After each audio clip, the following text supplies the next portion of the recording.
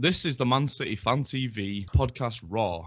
I'm your host, Robert Campbell, and this is basically going to be that talk with your mates in the pub, the talk with your mates outside the turnstiles when you're queuing to get into the Etihad, the talk when you're trying to get an overpriced beer. And basically, it's going to be full of opinions, and opinions are like arseholes. Everybody's got one. I am joined for the first 25 minutes of this podcast by somebody you all know, the owner of Man City Fan TV on YouTube, and that's Andy. How you doing, Andy? I'm doing really well, Rob. How are you, mate?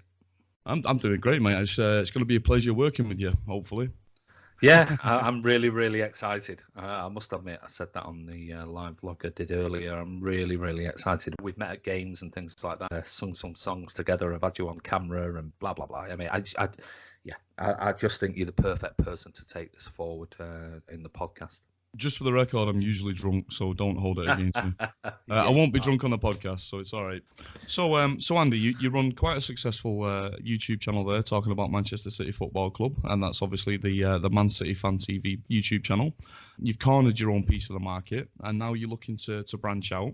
And I'm going to be running for you the Man City Fan TV podcast Raw, which is going to be a little bit edgier, a little bit darker, a little bit more macabre, proper old school Manchester City talk.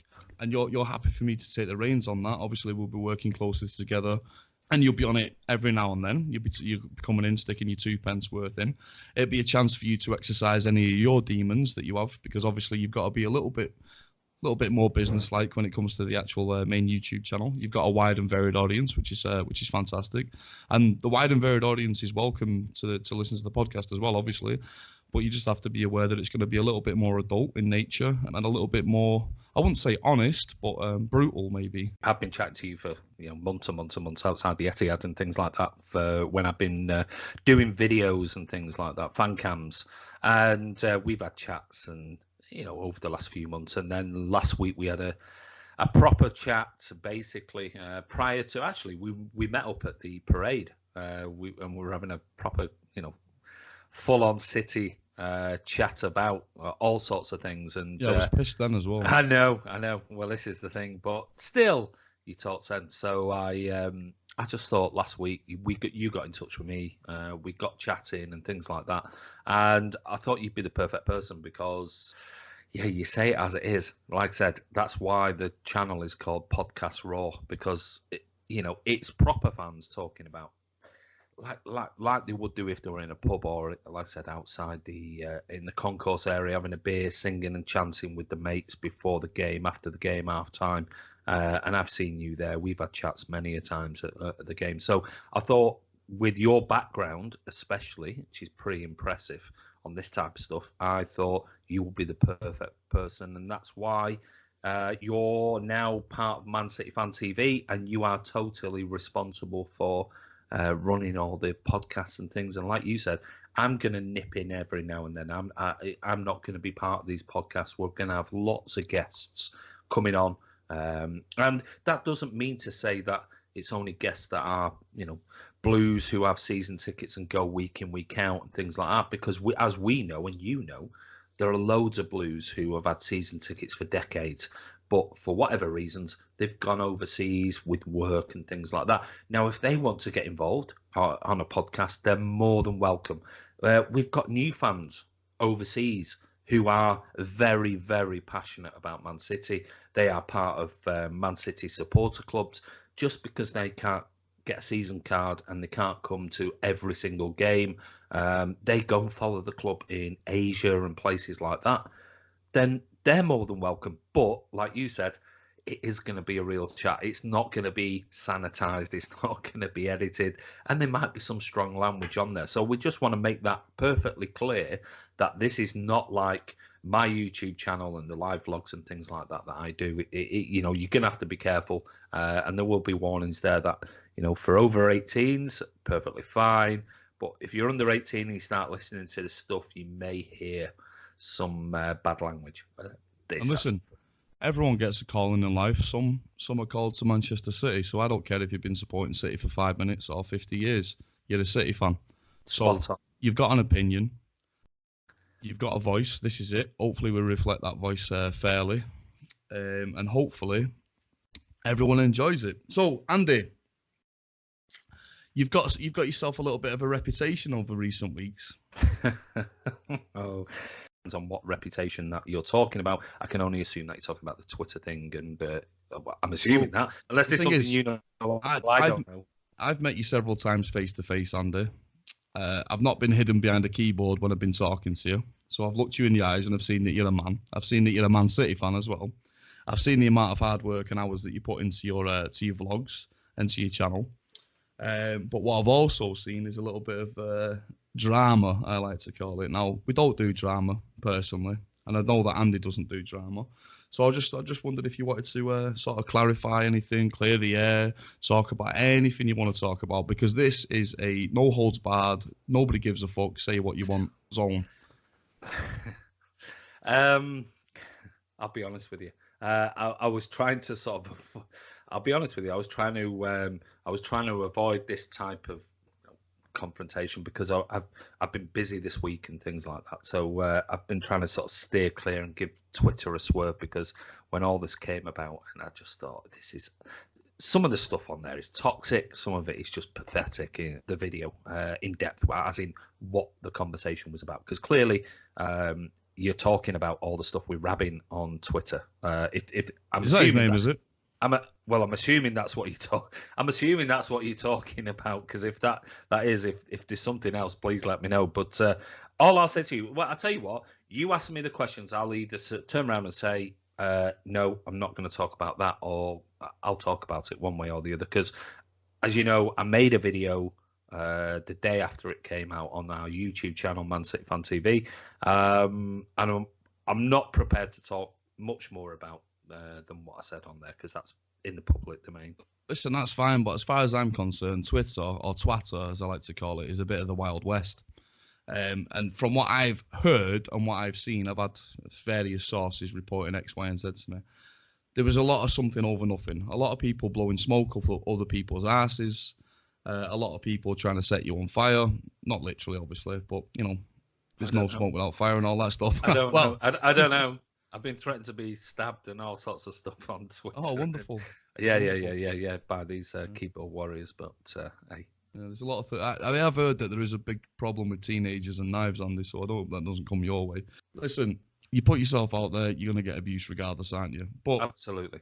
So the rabbing story, as far as I'm concerned, it's done now. It's the fish paper, in it now. It's done. Well, I mean, it is and it isn't, because, you know, like I said, it's gone from, you know, this massive explosion of people's opinions and things on Twitter and everything else, and gradually over the week it's died down and died down and died down. But it's died down because I've basically not reacted to all the shit and crap and nonsense, absolute garbage on Twitter. But if I come back on Twitter, I know it's probably going to start up again for a certain amount of time, and it will do. And I'm still on Twitter and I'm still posting things, but I'm just trying to ignore the... I must have had in the last, I don't know, 10 days, I must have had, I don't know, 50 to 100 messages asking me what's happened, what did you say, and who is he, and how. I have no idea who this guy is. Now, you're not replying to 50 or 100, or you're being a bit humble there. It's definitely more than that, messages-wise. What do you think of the guy? What do you think of the guy? Answer the question. Who? What do you think of the guy? I don't know it. I don't know it. I don't know who he is. I don't know his name. I don't know where he lives. I just had one Skype message with him, and I still don't know who the guy is. Absolutely no. I'm not going to tell you his dynamic, as in. What do you think of What do you think of what he's doing then? I think he's done a brilliant job. I really. So do I. I think he's done a fantastic job. Don't get me wrong. Why would I possibly want to get him involved in the channel if I didn't think he was doing a great job? He's done a wonderful job. So that hence why we wanted him on Man City Fan TV when it was me and Ray. So, you know, I don't understand why there's been all these comments that I'm on the journalist side and I'm trying to out him, and if I wanted to do that, I could quite easily do that by posting the video. I could just post it and go, there you go, there he is, that's what he looks like, or who he claims he is, under his auspice of City_Rabbin. Here's what he looks like. If I wanted to out him, I could easily do that. No problem whatsoever.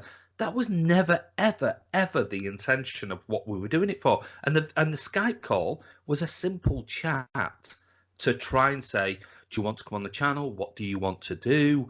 Do you want, if you want to be anonymous, you can do. If you want to just do it as an audio, you can do it. If you want to control the questions that you want to ask, I'm more than happy to whatever you want to do. I'm with you. I just want the Just story. to clarify, Andy, are you on the side of the media? Come on, be honest. Bollocks. When was the last time you bought a newspaper? Oh, you read the Sun, don't you? No, I don't. I read the Sunday Times. I buy the Sunday Times. That's the only paper I ever Bastard. buy. No. It's for my wife. She likes the magazines. The only paper I've ever bought is the Sunday Times, or I've ever bought in the last 10, 15 years is the Sunday Times. You only have to look back. You only have to look back on the things that I did, not Ray, I did on the channel, which was chasing down John Dillon with his interview that he gave for TalkSport, where he slagged off David Silva. Absolutely disgusting. That came out on Twitter. I followed John Dillon. I got in touch with John Dillon. I phoned John Dillon when he posted a message and a DM saying, here's my number, ring me. I followed all that up, and I ended up, after a week, this isn't like days, I got John Dillon to come on the channel, and I said to him, I will give you a fair call on the channel, and I will give you the video, the edited video, and you can approve it, you can do whatever you like with it, but I want to know why you did that. Why did you say those things about David Silva, and why? What was the reason? And if you go back and watch the video I did, I asked him questions about his journalistic approach towards Manchester City and some of the articles that he wrote. It wasn't just about the David Silva thing he said on TalkSport, which was, I think, to Georgie Bingham and Tony Cascarino or something like that. I questioned him about his reporting of Manchester City in general. And I gave him a real hard time. And I must admit, and I'll be honest with you now, and I know people would go, fucking John Dillon and this, that, and the other, and blah, blah, blah.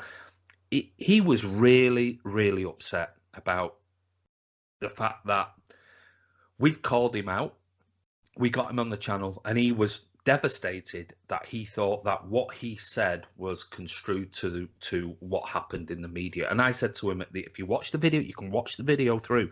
And I said to him, I hope in future, when you're writing articles and you're making these claims and things like that, you just take a step back and think, what are these words going to do? It was just to make him accountable for what he actually said on that particular day. Now, I still think to this day, I don't think I'll be honest with you, I really don't think he meant to be so, controversial, let's say. And that's only my opinion from speaking. And I spoke to him 5-6 times after that. I really don't think he actually meant to be that abusive or whatever, or his intentions were anyway near to solely be trying to be, controversial.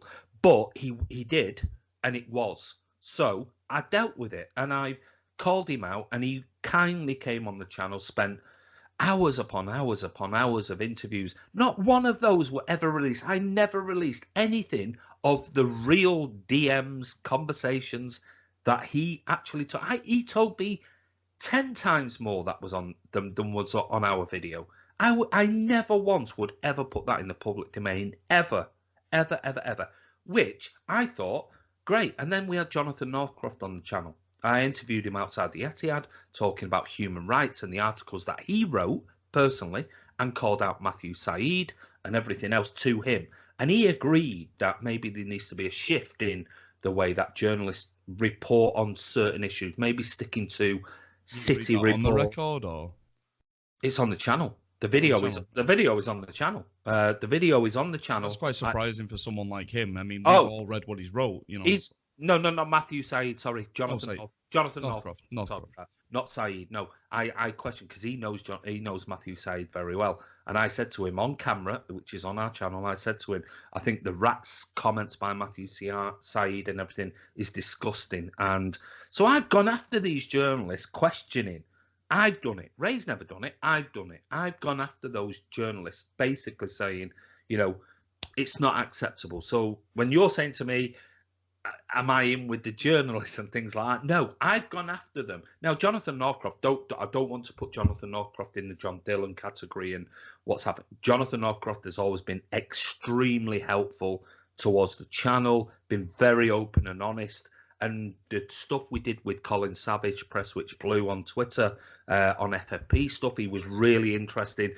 And he is very open to trying to engage with fans. And I think he's done 3 videos with us. And I think a real large proportion of the comments and things have actually changed people's opinion, certainly of Jonathan Northcroft, because you only read it in print or on Twitter and things like that, and you go, well, what a twat, what a knobhead, what he's...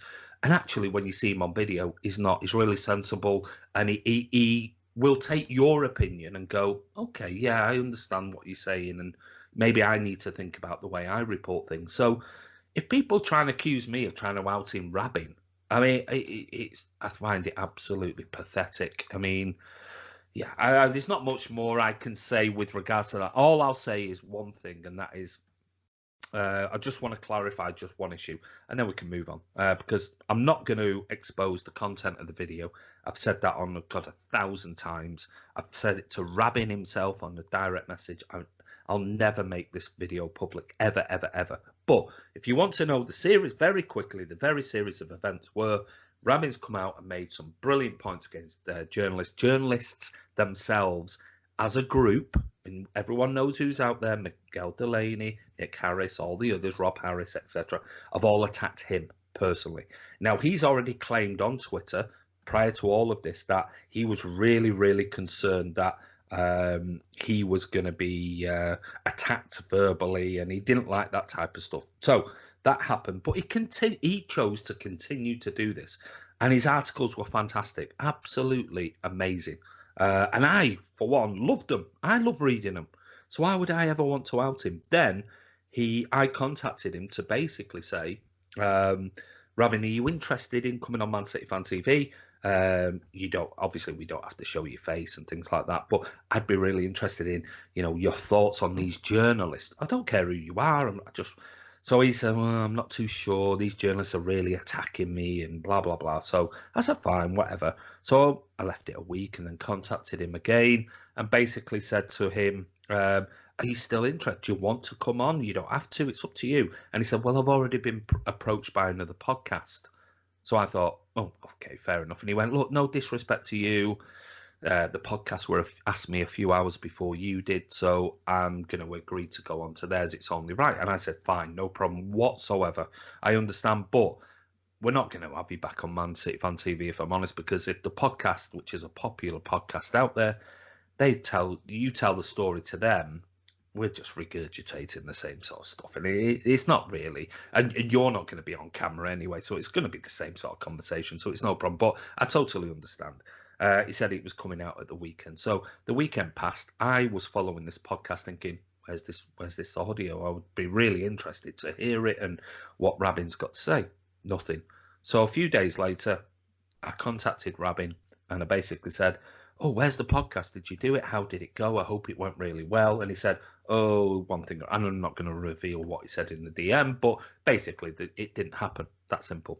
And he said, let me have a think about it. So a few more days passed, and I went back to him again with another DM and said, because I'll be honest with you, my port of call was, we'd like him on the channel. I'll be honest with you, while he's still popular, because I don't know whether a week later everything just dies away and everyone ignores him, and he becomes exactly that. It could become just non-existent, and a week later I'll be thinking, shit, I wish I would have got him on the channel a week earlier talking about these journalists and everything else. So I went back to him a few days later, and he said that he had basically had some sort of offer by somebody, blah, blah, blah, blah, blah. And I said, fine, okay, fine, fair enough. So I didn't know what he meant by the offer. It could have been anything, but a few days later, still nothing. And he came back to me saying, if you want a Skype call this weekend, no problem. So I said, fine, here's my Skype address. If you want to Skype me, let me know. So the Saturday morning, he messaged me saying, I'm free in about half an hour. So I said, fine, no problem whatsoever. I'll Skype you. So I said, here's my address. You send me a message. We'll link up. And if you want to Skype me, Skype me.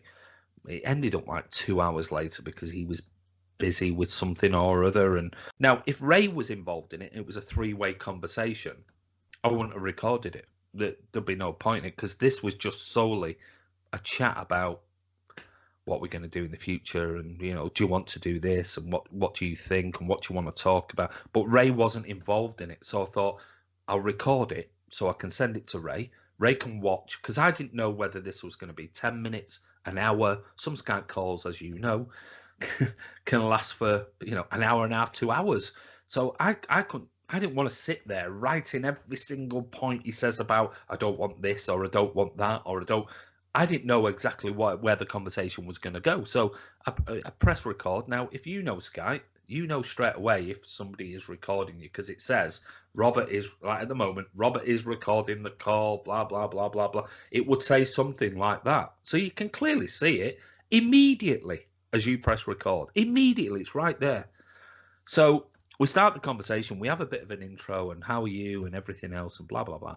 And about a few minutes into the video chat, Skype chat we're talking about, he turns around and he basically says to me, you're recording this? So I said, yes, I am. And he says, oh, right, okay. I said, look, I'm only recording this because Ray's not involved in it. If Ray was here, I won't record it. Ray's not here. He's a partner of Man City Fan TV. I'm going to send this video to Ray so he can look at it as to, are we going to do something? And I'll be honest with you, if he turned around at the end of the Skype chat and said, I'm not interested, blah, blah, I wouldn't even have said sent Ray the video. I would have just gone, right, delete. He's not interested, blah, blah, blah, whatever. So I only recorded it for that. So he knew within a few minutes that video was being recorded because we, on video, had the conversation. So we continue into the rest of the chat and he's talking about how journalists have come at him and he's worried about this and he's worried about that and blah, blah, blah. And about 13 minutes into the conversation, he says to me, are you still recording this? And I said, yes, I am. I said, but if you want me to, stop, I'll more than happily stop. There's no problem whatsoever. But like I said, this video is only to be recorded for Ray, so Ray can see back everything we've said. Blah, blah, blah, blah. So we went into that. So then we carried on for another 10 minutes. And it was just another way of like keeping crib notes, right? It wasn't for holding against him or anything like that. It was just so you knew what was said, so you wouldn't misquote him or anything like that. It was just crib notes. The purpose of recording it. Well, yeah, I mean, that Skype call could have been an hour. Yeah. And we could have discussed 40 or 50 different things that he said to me, you can't say this, you can't do this, you can't do the other. And I could never write every single thing down about exactly what he wanted to and things like that. So it was easy to record it and send it to Ray. And then I could say to Ray, right, he wants to go ahead, but these are some clear things. You'll have to look at this. He doesn't want this. And because I didn't know whether, was I going to interview him or was Ray going to interview him? I didn't know who was going to do that. This was just purely a chat about if he wants to move forward, what are your plans? What are your sort of objections to and everything else? So that was the only reason why it was recorded. It was as simple as that. So at the end of it, partway through, though, he did turn around to me and he mentioned about the fact, and it took me aback a little bit, I must admit. And I'm not saying anything I didn't say on the video, but at one point he turned around to me and said, I don't want to put my price up to you. My sort of like, price? What do you mean price? So I said to him, I mean, we don't monetize the channel. We don't pay anybody for anything. We don't pay for interviews. All the stuff we've done with John Dillon and Jonathan Northcroft and Colin Savage and it's free. I mean, we don't. If people want pay to come on the channel, we're not going to do that. I mean, we do it for the fans. That's what the channel's about, and we just want to get your message out there that can enforce all the tweets and everything you've made. And then it went into a bit of a 5-10 minutes after that of where it was all a little bit sort of sat there, and next minute a doorbell goes and he sort of goes, oh, I'm sorry, I'm going to have to go. And And I said, that's fine, no problem whatsoever. He said, listen, I said, listen, Rabin, I promise you, this video will never be made public. I'm going to solely send it to Ray now. If you want to continue with it, then you're more than happy. And he went, great, no problem whatsoever. I'll come back to you shortly. And I went, thank you very much, and let him go and answer the doorbell. Within an hour, there's this tweet, which basically... Blitzkrieg of bullshit begins, yeah? Yeah, which basically ended up with this thing that he didn't know any... Well, no, his tweet, if you read it in full, is all about the journalists. Well, but everyone can go and see that for themselves. Yeah, of course they can. It's all there. And it's all about the journalists attacking him and things. But he puts in 2 other tweets on in between the others, basically saying that he'd just done this recording. He didn't name us, fair play. He didn't say it was me or Man City Fan TV or anything like that. But he said, I've done this recording, and 12, 13 minutes into it, I didn't know I was being recorded. Which I went, huh? That's bullshit. That's absolute bullshit. If you're talking about somebody who was attacking other journalists about facts and half-truths, and I'm thinking, oh, hold on a minute. You knew a few minutes into it that video was being recorded because we discussed it. And I came to you halfway through the video and said, do you want me to stop recording? I'm more than happy to do that. At no point did he ever, like he claimed, make out that he was very uncomfortable the video was being recorded. And he never said that to me. Never turned around and said, oh, look, I'm really sort of uncomfortable with this video being recorded. I'd rather you not do it. And if he did that, I would just say, fine, no problem. There you go, pause, whatever, and move on. Never. So I was really pissed off, thinking, you've made me look a right twat on Twitter by claiming something that actually didn't happen. So I thought, I can't believe he's actually done that.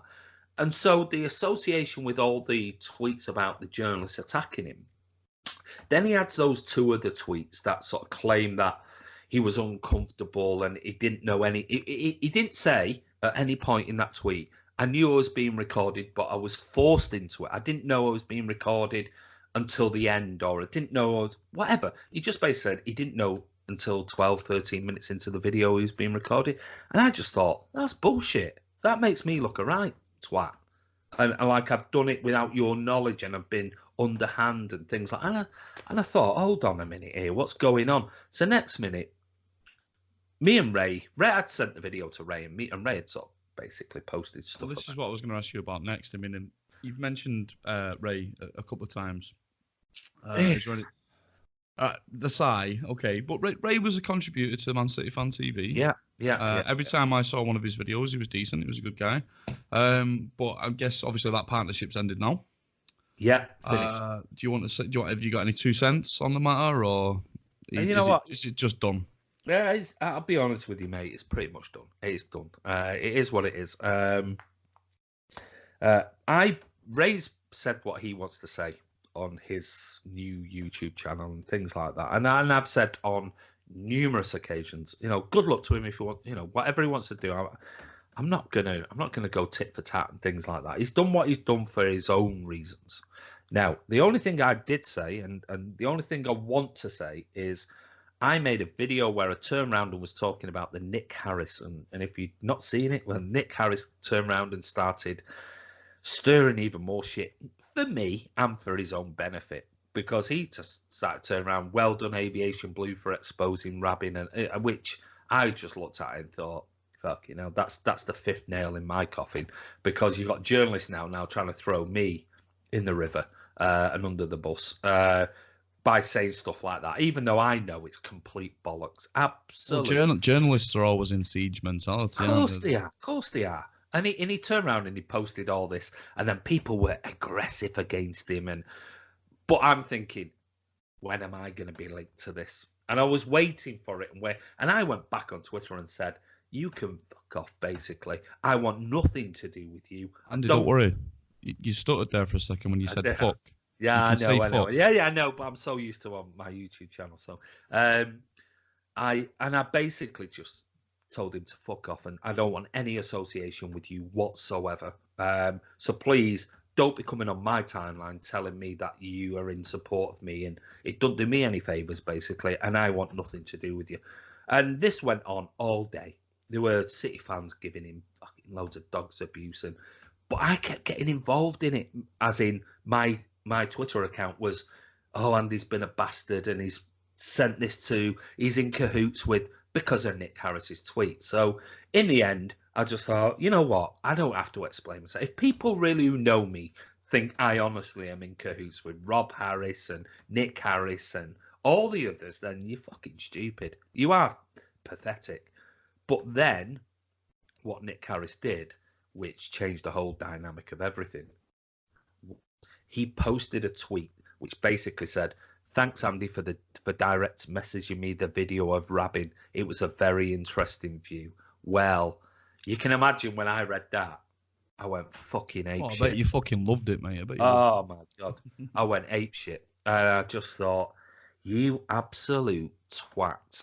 You've basically lied about something for your own gain just to get and stir shit. Because what basically he thought is, oh, Andy's not going anywhere near me. He's not going to support me in this. He's basically calling me out. I'll throw a fucking grenade into this, and what I'll do is I'll just basically sit back and laugh, and I might get something out of it. So I basically said to him, you just post that DM that I'm supposed to have sent this video to you on Twitter in front of everybody. And I said to him, and if you can post that, I'll come off Twitter forever, and I will close down Man City Fan TV immediately.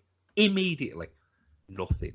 But in the meantime, the damage has already been done, because people think, oh, bollocks to you, he's just saying that, and he wouldn't really. And I'm telling you now, if I had done that and he did that, I would have done it. I would have closed down everything and thought, walk away, and that's it. I'll carry on with my life. But he didn't. He just came off, wouldn't reply back, wouldn't say anything. So I went to Ipso, and I basically put a formal complaint in about Nick Harris's tweet and the fact that he claimed lies that I'd done this, and they came back to me, and I posted it on Twitter, and I said to them, posted the actual reply from them saying, because he didn't tweet under the Mail Online, or he didn't do it under his any magazine, I think it's publication or magazine, and unless you do that, they have no recourse of action to take any action against him.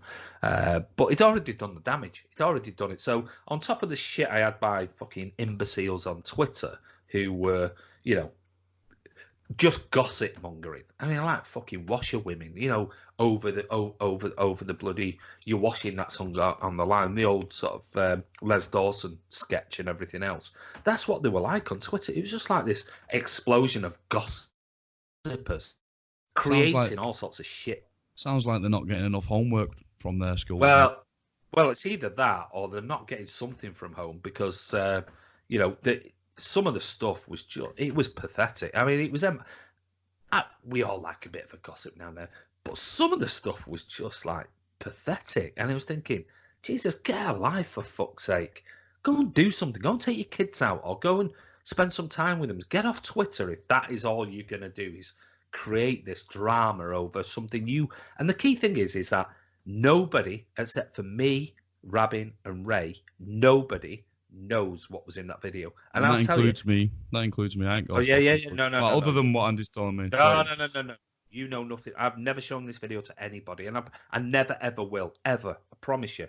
Nobody except for me, Ray, and Rabin have seen that video. Nobody. And I'll never ever show it to anybody. But it just becomes, it gets to a point where you just think, people are commenting on stuff they know absolutely nothing about. And all I'd say to these people is, do any of you lot know who Rabin is? Do you really know who he is? What he does? Really? He might post some comments, and I've seen today, I saw some tweets that were doing exactly the same thing that he's been doing for the last 6 weeks. So somebody else has picked up that mantle to attack journalists and things like that. And I'd say good luck to them. Go for it. Please do it. But does anybody know who Rabin really is? I think it's Sean Goater, personally. Well, I mean, it's like they've taken this rabbit to the heart, and I understand the reasons why. Because I was fully in support of him. Otherwise, why would I want him on Man City Fan TV other than to support what he was doing? So I just think people need to really grow up over this. Stop being childish and hiding behind, bloody, monikers of whoever and blah blah blah. I show my face on the YouTube channel. People know who I am. I'm outside the grounds. I'm interviewing people. People know who I am. Other people, is quite easy for people to just sit there on Twitter behind a keyboard and throw a load of abuse and say this and say that. Yeah. They have no idea of what was in the video. And if I did ever show you the video, which with Rabin's permission, you turn it off after 10 minutes. You'd be like, oh, God, this is boring as shit. Because there's not the conversation was not about journalists. It was just a chat between me and Rabin about, how do we want to go forward with this? I mean, there was nothing in it. It's just his identity, and his identity will always be kept secret with me. Simple as. So there you go. The race stuff. I'm not getting into the Ray stuff. Ray can say whatever he likes and chats a load of shit on his channel and things like that. I'm not getting into it. At the end of the day, Ray called me out saying, oh, apparently I turned around and said that I've got all these WhatsApp messages. No, if he watches the video, which he actually said on his video when he called me out, he turned around and said, I only watched a couple of minutes of Andy's video. If you watch the full video, when I said about I've got all these things on messages, it was about Nick Harris and it was about Rabin.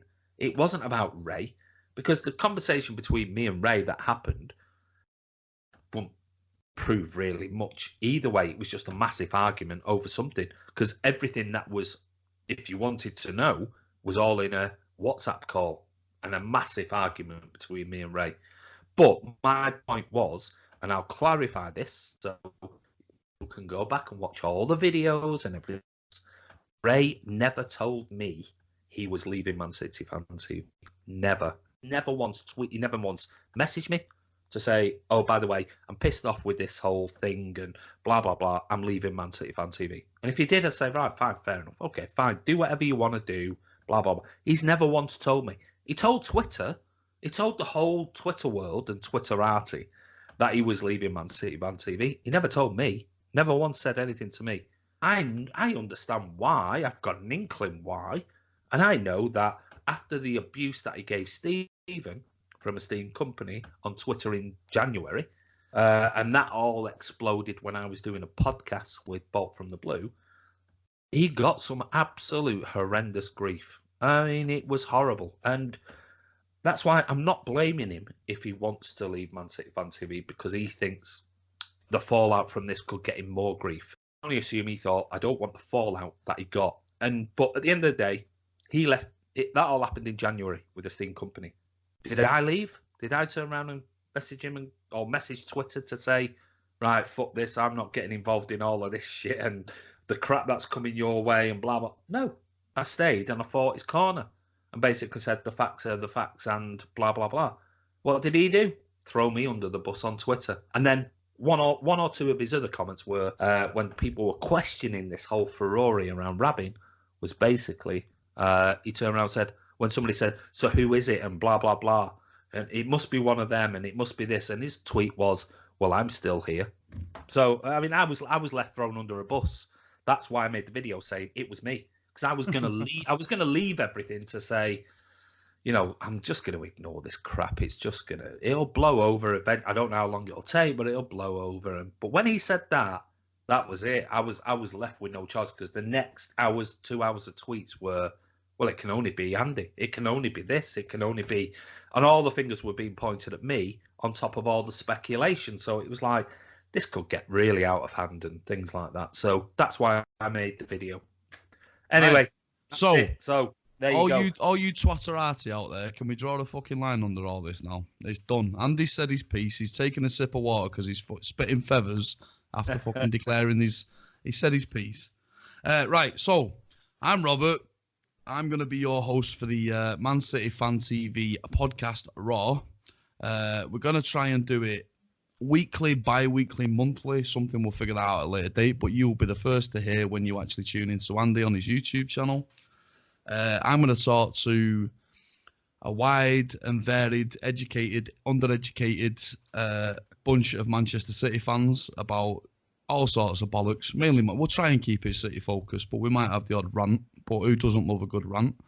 Andy has given me under his leadership, and he thinks it'll be in safe hands until all the liable cases come about. Absolutely. Don't be saying liable cases. God, that's making me shiver. It's in your hands, and I trust you. I really do. So I know you'll do a really good job. And I've listened to some of the old school sort of podcasts that you've done and chats and things. So I'm really, really excited. I really am excited because this is something I've wanted to do for a while. But I've got to understand that I'm running sort of the YouTube side, and I've got to be careful with language and things like that, and et cetera, et cetera. But like I said, people who are listening to this is going to be raw. And I don't give a fuck about Twitter, and you can't hurt the one feeling I've got left, so it's all good. Right. So, Andy, are you going to come back in future and chat to us again at some point? Yeah. I will do. I mean, we'll chat with this. It's not going to be. I'm going to be on every podcast and things like that. I'll just nip in and out whenever. There might be something juicy, transfer wise or player wise, or something happens with the club. The guests that are going to be coming on, because it's not just going to be you and one person. It's going to be you and loads of people coming in the future. So I'll just nip in and out, and you don't want to listen to me every week. I am going to be hosting it, but we're going to do some studio. At the minute, me and Andy are talking on Skype, but we're also going to do some studio-based podcasts where we can have up to 3 or 4 different people talking absolute pish about whatever they want. So it's going to be fun. So Andy, thank you very much, Paul. You're welcome. I just want to say a massive thank you to Rob for taking this forward. Like I said, we're really excited. I'm really excited at Man City Fan TV that we're going to branch out. There are several projects in the pipeline, but this is the priority one at the moment that I really wanted to get out there quickly because it's something I've been thinking about for months and months. And me and Rob had a chat this week, and everything, it's like anything, stars aligned and everything fell into place. And from what I've heard on Rob's previous podcasts and things like that, I think it's going to be brilliant. And already I did the live vlog earlier, and people were going, where is it? And I'm going, no, it's not out yet. It's going to be out. Don't worry, we'll announce it. And where is it going to be? And can't wait. And so it's going to be, like I said, you don't have to be Man City season card holder. You just have to be a Man City fan. I mean, if you don't want to, you want to be a Liverpool fan and come on and annoy these lot, well, good luck to you. That's all I'll say. But if you're a City fan worldwide or something, all you have to do is contact, it's mcfcfantv@gmail.com. What I'll do is I'll put you in touch with Rob. Rob will decide, because he has total control and autonomy on the podcast stuff. And what we might ask you to do is, send us a little clip or something like that. And yes, I am honestly really excited, and so should all the subscribers of Man City Fan TV and those who want to subscribe to this type of stuff. So, Rob, it's over to you, mate. I'm done. Well, I'm out of here. To be honest, Andy, I mean, I'm excited about the podcast, but I'm more excited about your next project, which I've going to be heard is Manchester City themed strip clubs. Am I going to get a kickback on that, or? Oh, sorry, we're not discussing that yet. No, sorry. No, it's between me and you. I'm giving him the slicing of the neck signal here to say no, you can't talk about that. But there's loads of stuff. There's absolutely loads in the pipeline. Like I said, we're flexible now. Everything is through me. The dancers are flexible. Hey, you never know. But listen, all I'm going to say, because I'm going to go now, I've got family here. I want to say a massive thank you to Rob. Don't forget,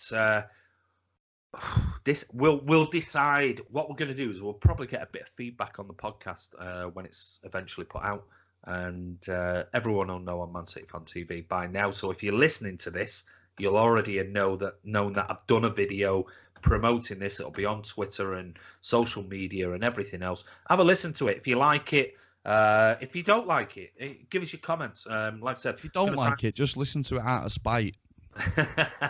Yeah.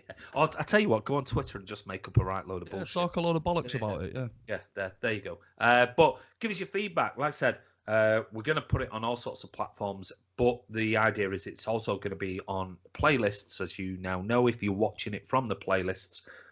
you'll be able to see that we're going to put all the podcasts whenever they are put out. It's not going to be a daily thing. It's going to be one where, guests are going to come on. It's going to be, and it could be an hour, could be 2 hours, could be 3 hours, depending on who's on.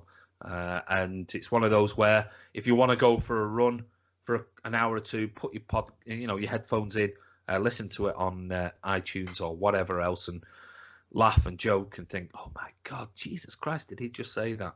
Then listen to it that way. If you want to go to the gym, on the treadmill, doing that type of stuff, do it then. If you're just literally on a train or in your car, or you don't want to actually, because the comments were didn't want to really access it via YouTube because of videos and things like that. Well, you can download it. You can do whatever you want to do with it and listen to it in your own time. But anyway, Sandy from Man City Fan TV, I'm out of here. Rob, it's over to you.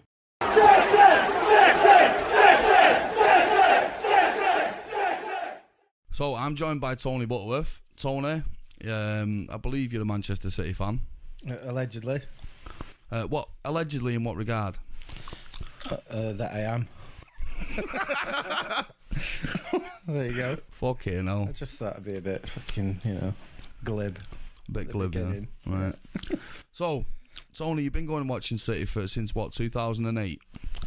Fuck off. And before your allegiance to City? First game was Oldham away. We won 2-0. Gordon Davis and Gordon Smith scored. 80. Must he score?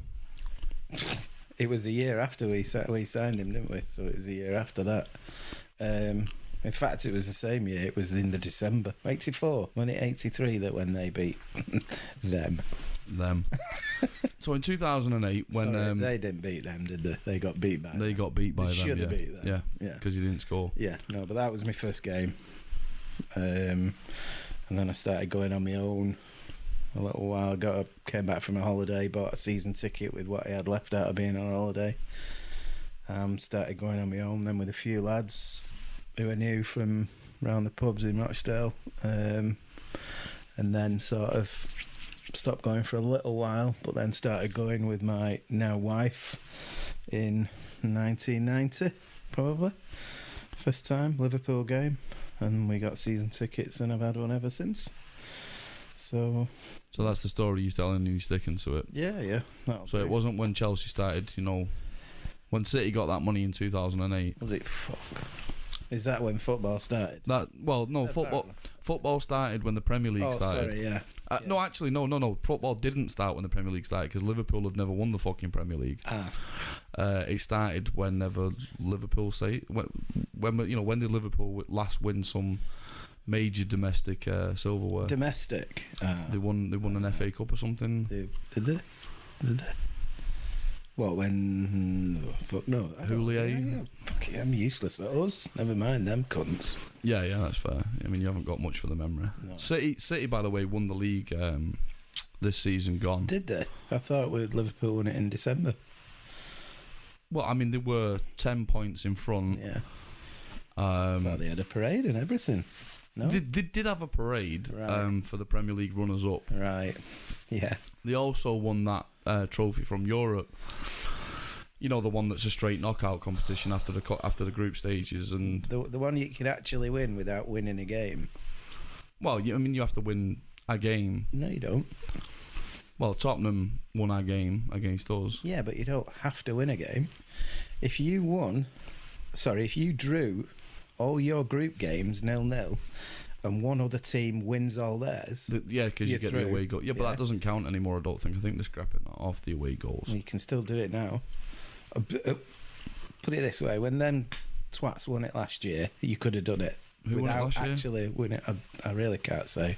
Well, I'm reminded constantly who won it. Yeah. By the fact that there's candlelight vigils and stuff. Premier League fixtures came out, there was a picture of them on the BBC website holding up that trophy that isn't really... For the Premier League fixtures? Yeah. Oh, right. I mean, that sounds about right for the BBC. Yeah. I mean, I seem to remember City did win the league in 2018-19 season. Yeah. But I believe that some celebrity died, someone like Doris Day or something like that. Don't quote me on that one. Probably. Yeah. And that was the headline. And then the day later, after City won the league, the UEFA allegations came out again. Yeah. So nothing on the day we won the league. No. Nothing when we secured the domestic quadruple. But we're crooks and we've broken football and oil money's bad. Well, that's what you have to believe from the media presentation of us. But are we just being paranoid there? I don't know whether it's paranoia. I mean, I've seen the articles myself. I mean, when there's actually evidence for it, I'm not being paranoid, right? Yeah, but if you read forums and what have you, and there's people on both sides of the argument saying that there's no conspiracy. Well, how much negative press do Liverpool get? Not a lot, really, do they? No, I mean, because I seem to remember articles being nobody written. in the media is anything other than an ex-United player or an ex-Liverpool player. So you think in 20 years' time we'll get some City boys in there? I doubt it. No. I seem to remember a couple of years ago when City first got the big money from Sheikh Mansour, Lee Dixon worked for Match of the Day, and he declared his because he is a local boy. Yeah. He declared his allegiance for Manchester City, and I think he got sacked from Match of the Day after that. I never saw him on it again. So, so that was interesting. Yeah.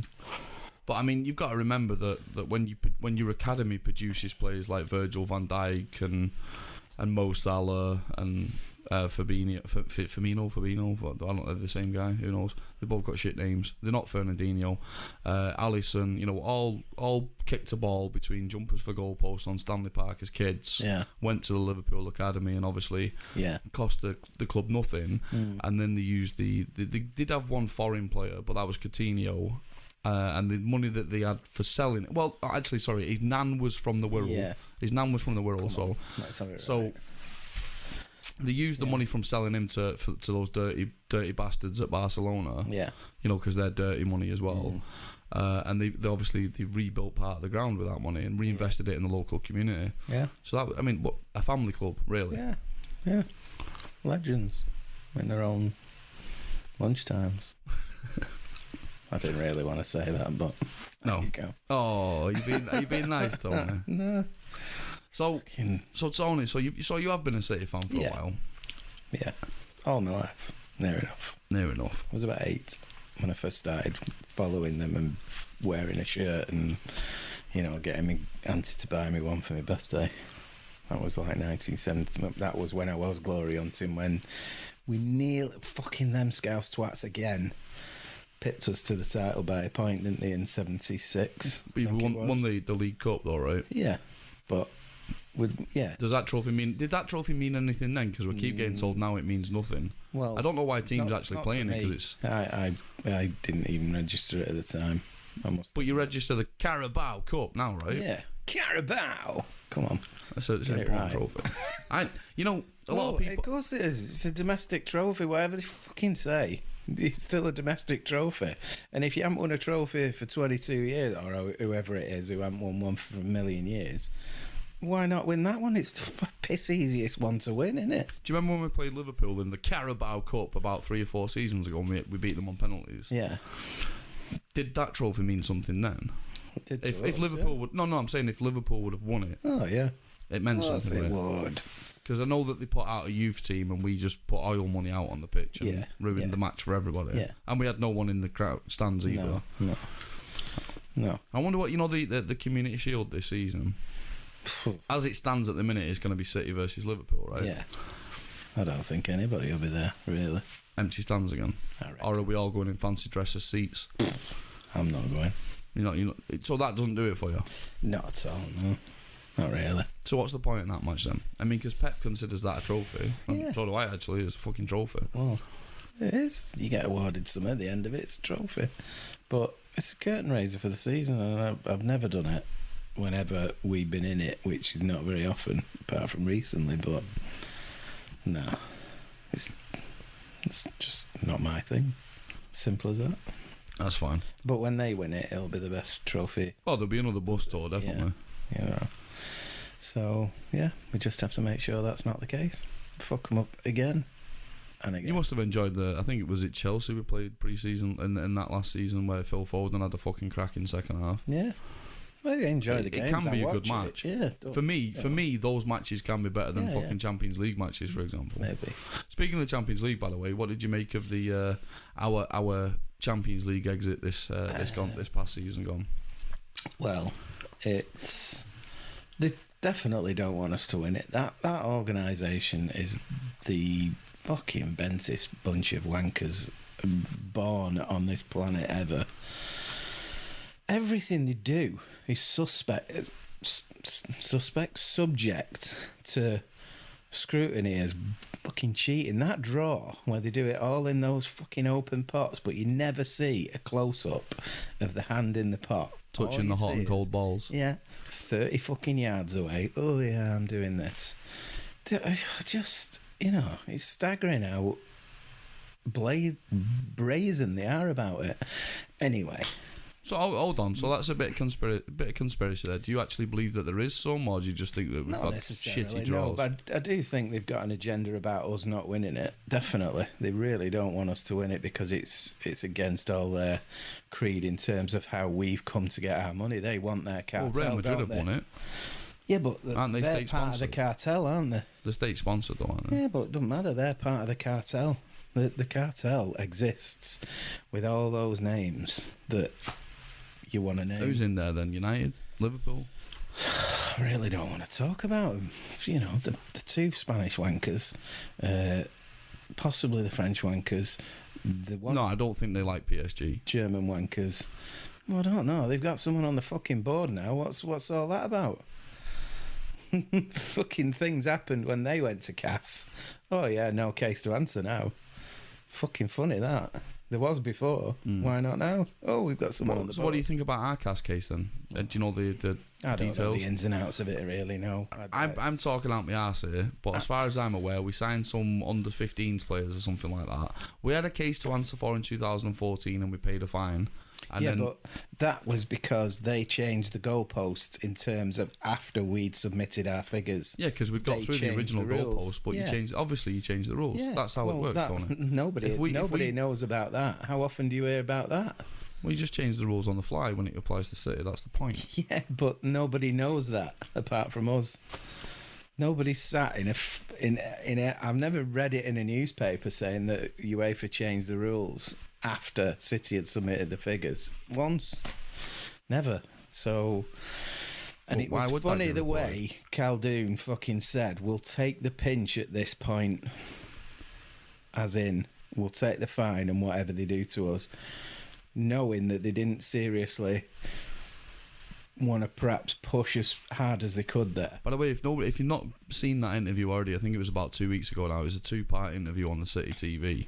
Have you seen that? Yeah, but this isn't the one I'm talking. The one I'm talking about was the original one when we got fined, and he there was particular wording he used about taking the pinch at this point in time, as in we'll fucking bend over to your bullshit. Right or wrong, some people think we should have made a stand there and said, I think we're in a stronger position now. I think Maybe. This is so. The interview that I saw 2 weeks ago, the 2-parter, I was watching it with a fucking semi because that guy.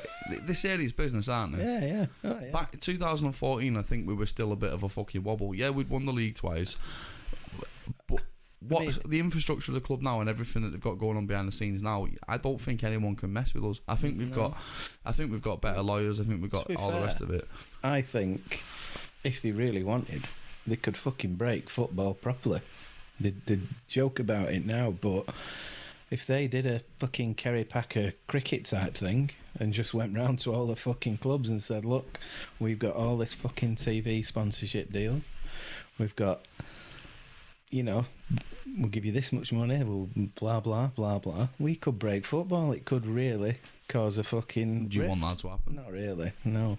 Neither do I. I'm not interested in European football per se. I don't mind those European... That competition is okay, but it's just so open to fucking being manipulated. Well, speaking of manipulation and speaking of your sort of thoughts on the Champions League, you've previously told me that out of all the years you've watched City in the Champions League and all the years you've probably watched the Champions, I remember I watched the Dortmund game with you. Do you remember that one years ago?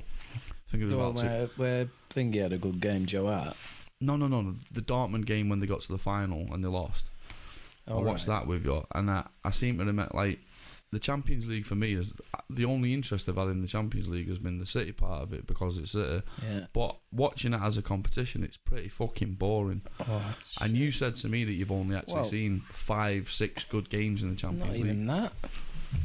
I reckon when we first got in, we did the cup scheme thing and we went to 4 seasons worth of group games. So there's at least 3 there. Plus however many other knockout games we had at home in that time. And fucking hell. 2. But there was 2 games that were entertaining. The rest of them are slow. We don't play the same for some reason. We don't attack it the same way. We don't give it the same venom and fucking vigour like we do in the Premier League. I don't know why. That might have changed now, but they just, I don't know, they just don't play the same. And everyone who comes just wants to throw himself on the fucking floor at the fucking slightest opportunity. The referees are all fucking cabbage farmers from fucking Croatia or whoever. And it's just poor generally, I think. And if you look back at this season's thing, there's probably 3 good games. 3 good games that we played in? No. Or just games. 3 good games in the whole Tottenham competition? Game with us, Tottenham game with Ajax, and the Barcelona game with them twats. Yeah? At Clanfield? Yeah. I mean, I actually thought that the Lyon game that we lost at the Jihad was fun. Maybe. But it is a fucking dull competition. It's not like the Premier League. It's so dull. So and this is dull. And you know what? The first thing that we're going to get accused of is being fucking bitter Bertie Blue bastards who are only fucking saying it's rubbish because we haven't won it. Yeah. Well, I don't give a fuck. It's shit. And if they really think it's fucking great, then they're deluding themselves because it's not. You might get 2 good games a year in it for your team, whoever it is.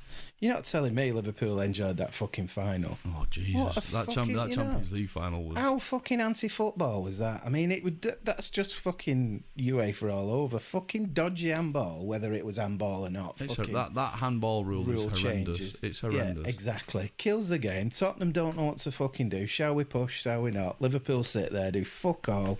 They all get fucking bogged down in it, and nobody does anything. And then Liverpool get a fucking. Now you've spoke to me in the past about what you consider important technologies in modern football. We will get into this conversation again. Now, you have stated from the outset that matter-of-fact technologies, like the goal line decision technology. What a fucking great piece of kit that is. That works. It's not only because it works in our favour, well, incidentally, but it's because it's fact. It's right. Whether it's 29mm or 2.9mm, it's over the fucking line or it's not. Simple as. It's like that fucking goal in the World Cup in South Africa when fucking Frankie Lampard hammers it against the bar and it's fucking 24 feet. Yeah, 24 feet over. Fucking, it's nearly in the stand. It was that in the fucking goal, wasn't it? No goal. That sort of thing pisses me off royally. Right. That you've. Well, that's why it was introduced. Really, it'd have fucking absolutely turned that game on its head because we'd been poor and we got back into it. That'd have been 2-2, wouldn't it? Yeah. So poor that Ozil fucking had a turn of pace and took the piss out of England. So we didn't. Gareth Barry got turned like a fucking oil tanker, didn't he? But that's not what he's there for. We were pushing the game and it just didn't go in our fucking favour. But if we'd have scored that fucking goal then, or given the goal that was ours, completely different game, I reckon. So, moving away from that, because so matter-of-fact technologies, definitely, I like that. That's fucking, because it's quick as well, isn't it? It's not, like that Burnley game. There wasn't that much of a delay when you're fucking thinking it was in, and then the fucking referee blows straight away and you're up, aren't you? That, to me, that was like the opposite of what usually happens, because Tottenham game, Man City, Sterling scores the winner. Yeah. Fucking crowd goes ballistic for 20 seconds. Then it's, oh shit, not VAR, what for? Yeah. Did a Tottenham player commit a foul? Was somebody offside? And then a minute and a half passes. Then the Tottenham fans start thinking, we're on here. They celebrate for fucking 30 seconds. It's so fucking weird. Whereas the Burnley one, I don't even think Aguero think he scored. I just think it was like, good reaction save by, was it Heaton in there or some shit like that, whatever it was. And then there's like a 20-second... within 20 seconds, maybe 10 fucking seconds. I think it's fucking quicker than that itself. He's away celebrating within 10 seconds. So that... It's not what we used to, is it? Because we actually got a decision, and because whoever the referee was there could have kept stum about his watch, couldn't he? Fuck, you wanted to. He could have done. That VAR though, fucking that Sterling one particularly was like. I keep hearing this phrase when they talk about it: clear and obvious errors. Yeah. So like the Otamendi handball away.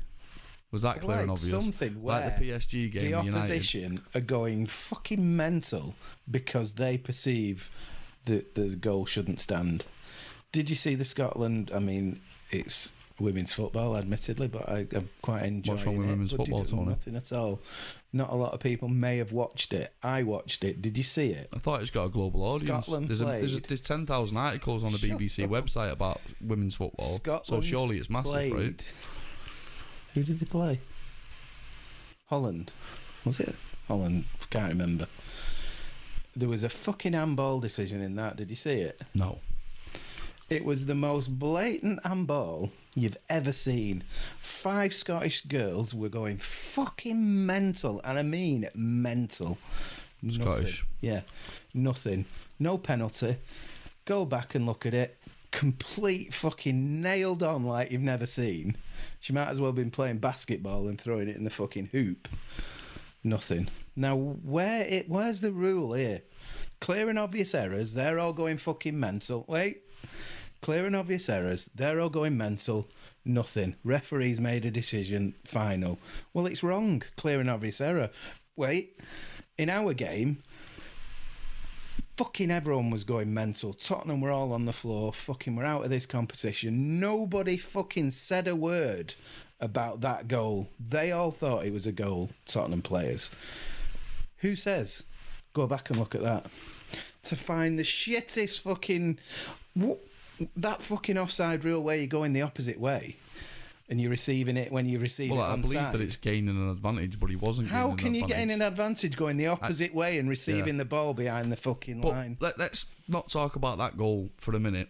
Let's talk first about supposed clear and obvious incidents involving handball. Yeah. So was it Nico Otamendi away at Schalke? Was it? Yeah, where he's definitely trying to get his arm out of the way. Whatever they fucking say. Yeah. And then the next one was the Man United one against Paris Saint-Germain. I didn't see it. It was the same as the Nico one. Right.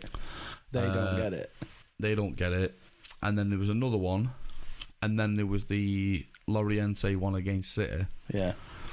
So when you're a defender and someone's 2 inches from you and pings the ball at 100 miles an hour at your arm, that's handball currently. Unless they're changing that rule. No, that isn't. Well, that's what happened with Otamendi and what happened in the United PSG game. 2 yards away, wasn't it? Fucking 5 yards, and it wasn't. It wasn't 30 yards. It wasn't 30 yards. It was fucking 10 at least. It was outside the area. So when a ball's travelling over 10 yards at 100 miles an hour, you getting your arm out of the way. As I understood it.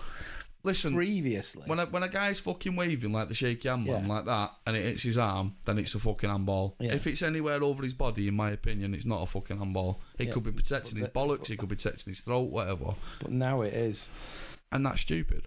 Well, that's it. For me, that's so. Anyway, so this is the problem. This is the difference between your matter-of-fact technologies, like your goal line technology, and your VAR. Yeah. Because at the end of the day, with the one thing we haven't mentioned about VAR, you just said then a minute ago. Who makes the decision to review something? Exactly. Or do they just review everything? As you know, they can't do, can they? Because it's 6 guys in fucking uniforms, 6 guys with shin pads and socks and boots on, sat in a fucking trailer somewhere reviewing it all. Yeah. Right. So they might. I don't know. They're not in a trailer. Who makes the decision to review it? And who makes the decision based on the rule set, whether it is or it isn't a decision to make in favour or against the team? Exactly. So it's still up to a human being. Yeah, but who? Nobody even knows. Now, I heard a rumour, which might have been totally disproved by now on fucking Twitter and all those other places, that the Loriente handball goal, I heard that the host broadcasters, who apparently were BT, didn't make available the angle from behind the goal. I've heard that one. They didn't. Okay, well, I've heard that one. There was at least 4 angles to look at, and he only saw one. And even if they did make that available as an angle, is it handball anyway? It strikes his hand and changes the momentum of the ball. I think it's fucking handball. Right, but the referee's also... Even if the referee did see that angle, does he think it's handball? And if not, why not? But he didn't why see is it that handball? angle, And did it? yeah, no, but why is it handball and why is it not handball? It's his fucking arm. And went in. Is that... But it hit his arm and then it hit his hip or some shit. What's that got to fucking do with it? Well, I'm asking you. This is why I'm asking you. That's like saying if it's... What has it got to do with it? Nothing. It fucking... If it hits your fucking shoulder and then your fucking head, it's still a fucking Right, so goal, why was isn't that? it? Why did that decision go against us then? Because they don't want us to win it. A fucking Albanian potato farmer can't... Well, he might need the money, I guess. The referee. They don't want us to fucking win it. Why did it even get reviewed? You know, when it was reviewed, why wasn't it? There's no fucking... This is the trouble with VAR. If in cricket it's a decision, there's a fucking... They go through a set thing. Is it a no ball? Then it's all... If it's LBW, it's this. Did it... Well, are the rules in cricket more concrete than the rules in football? Because it seems there's a lot of interpretation going on in football. It might be easier to do it because there's a definite interruption in play, but there's a criteria to follow, and there's not in ours game. Did you see? In fact, there was something that was on one of the forums I saw that was a diagram with 4 rectangles with the decisions that VAR look at. So offside, handball, fucking foul probably, is it, and something else. I can't remember what the 4 were, but one of them was definitely in cases of handball, is the player offside previous to the handball. And in one of them, whichever one it was, can't remember, they were. But they're saying, well, they're not interfering with play. But I mean, you're in a fucking 6-yard box on a fucking football field. How are you not interfering with play? It's this fucking interpretation thing, innit? But I've only seen that once. I've never seen it officially. It was just something somebody put on a forum somewhere. It was a picture, purportedly, of an official UEFA document that says what they do. But that's not disseminated to everybody. So everybody understands what's going on in that box. No, as far as I gleaned, the official rule set for VAR when introduced into the Premier League is going to differ slightly from that of the UEFA Champions League, right? I've no idea. Yeah, as far as I'm aware, on things like the handball decisions and shit like that. In what? Fucking actually. I don't think those penalties that were given in the European competition, I don't think will be given in the Premier League. Right. I don't know whether there's going to be more. See, I think our referees are piss poor, but I think European referees are even worse. Yeah, definitely. But I think there's going to be more autonomy and self-judgment given to our officials, more so than there would be if they were working for UEFA in the Champions League. So I don't know what that's going to do to... Well, I mean, imagine trying to play a sport with 2 different rule sets. You can't do it. Well, you can, but that'll happen again then, won't it? Well, something will happen in Premier League. You go into the Champions League, exactly the same situation will happen, and there'll be a different decision. How does that work? So you said the Loriente was handball. I agree with you, by the way. It was handball, but we're over it now. We are a little. You're not over. You're not over the Lampard more than anything for me. There was absolutely no reason to review that, and to see that fucking offside where it was like a fucking inch. So was it Eriksson plays the ball and it hits? That upset. I have fucking not seen it. Eriksson plays the ball back to his own keeper. I'm assuming he plays it back towards his own goal anyway. I've not seen it. Aguero comes from an offside position towards his own half. The ball clips Bernardo Silva. It then ends up at Aguero's feet, who by this point is just about fucking level. Plays it into Sterling. Sterling scores a fucking goal of his career. We go ballistic for 20 seconds, 30 seconds, and then 3 minutes later it's no goal. No goal. I don't understand how you claim that the player is gaining an advantage going away from the goal he's attacking. Exactly. That one winds me up more than anything. Offside winds me up more than anything because you get defenders fucking 20 yards away playing people onside who are out on the wings, yet in the opposite way, that doesn't apply. If you're, attacker's fucking miles over the far side, he's offside. Well, how can one be one way and not the other? And it's just such a stupid fucking rule. Nobody, when flag goes up, how fucking late does it go up now? What's that? You don't have to touch the ball to be offside. You don't. How in detail are they going to get with it? Because obviously one thing that we're going to learn about VAR, what we saw in the World Cup VAR was different than what we saw in the Champions League VAR, i.e. it had progressed, right? It had got more streamlined, more efficient. Where are we going to be in 5 years' time? In 5 years' time in the Premier League, are we going to have VAR influenced just regular offside decisions and shit like that? Like an offside that doesn't lead to anything, but they're offside. Absolutely everything then, because it's just going to fucking. Well, that's what I'm asking. Are they going to do that? Is it going to become so sanitised that we end up down that road? No. What they need is some sort of appeal system. Well, what if there's no way to stop City winning the Champions League with VAR on our side, or supposedly VAR being neutral? What if there's no way of stopping City winning it? Are they going to find new ways to... I don't know. Or the Premier League even? Are the Premier League going to find... I mean, because... Well, for me, the Premier League was boring as shit. When United and Arsenal were duking it out, apart from the Blackburn year, the Premier League got a bit boring, didn't it? Early 2000s. It's interesting to us now because we were once fucking winning it, but at least Liverpool took us close last season. Yeah. They didn't win it. But the season before, the team behind us were 19 points behind us. Well, that's it. Trafford. I think So they're going to have to try things to keep it close. Year is we've proved we can do, 32 wins? Yeah, well, you were disappointed because when I spoke to you ages ago about... I did the maths on this. Over the last 3 seasons, Pep Guardiola has missed out on 66 points. Right.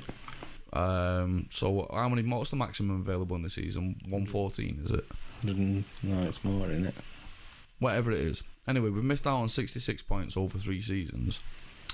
Last season we got 98, season before we got 100, and then the season before that I think we got 78 or something like that. Don't know.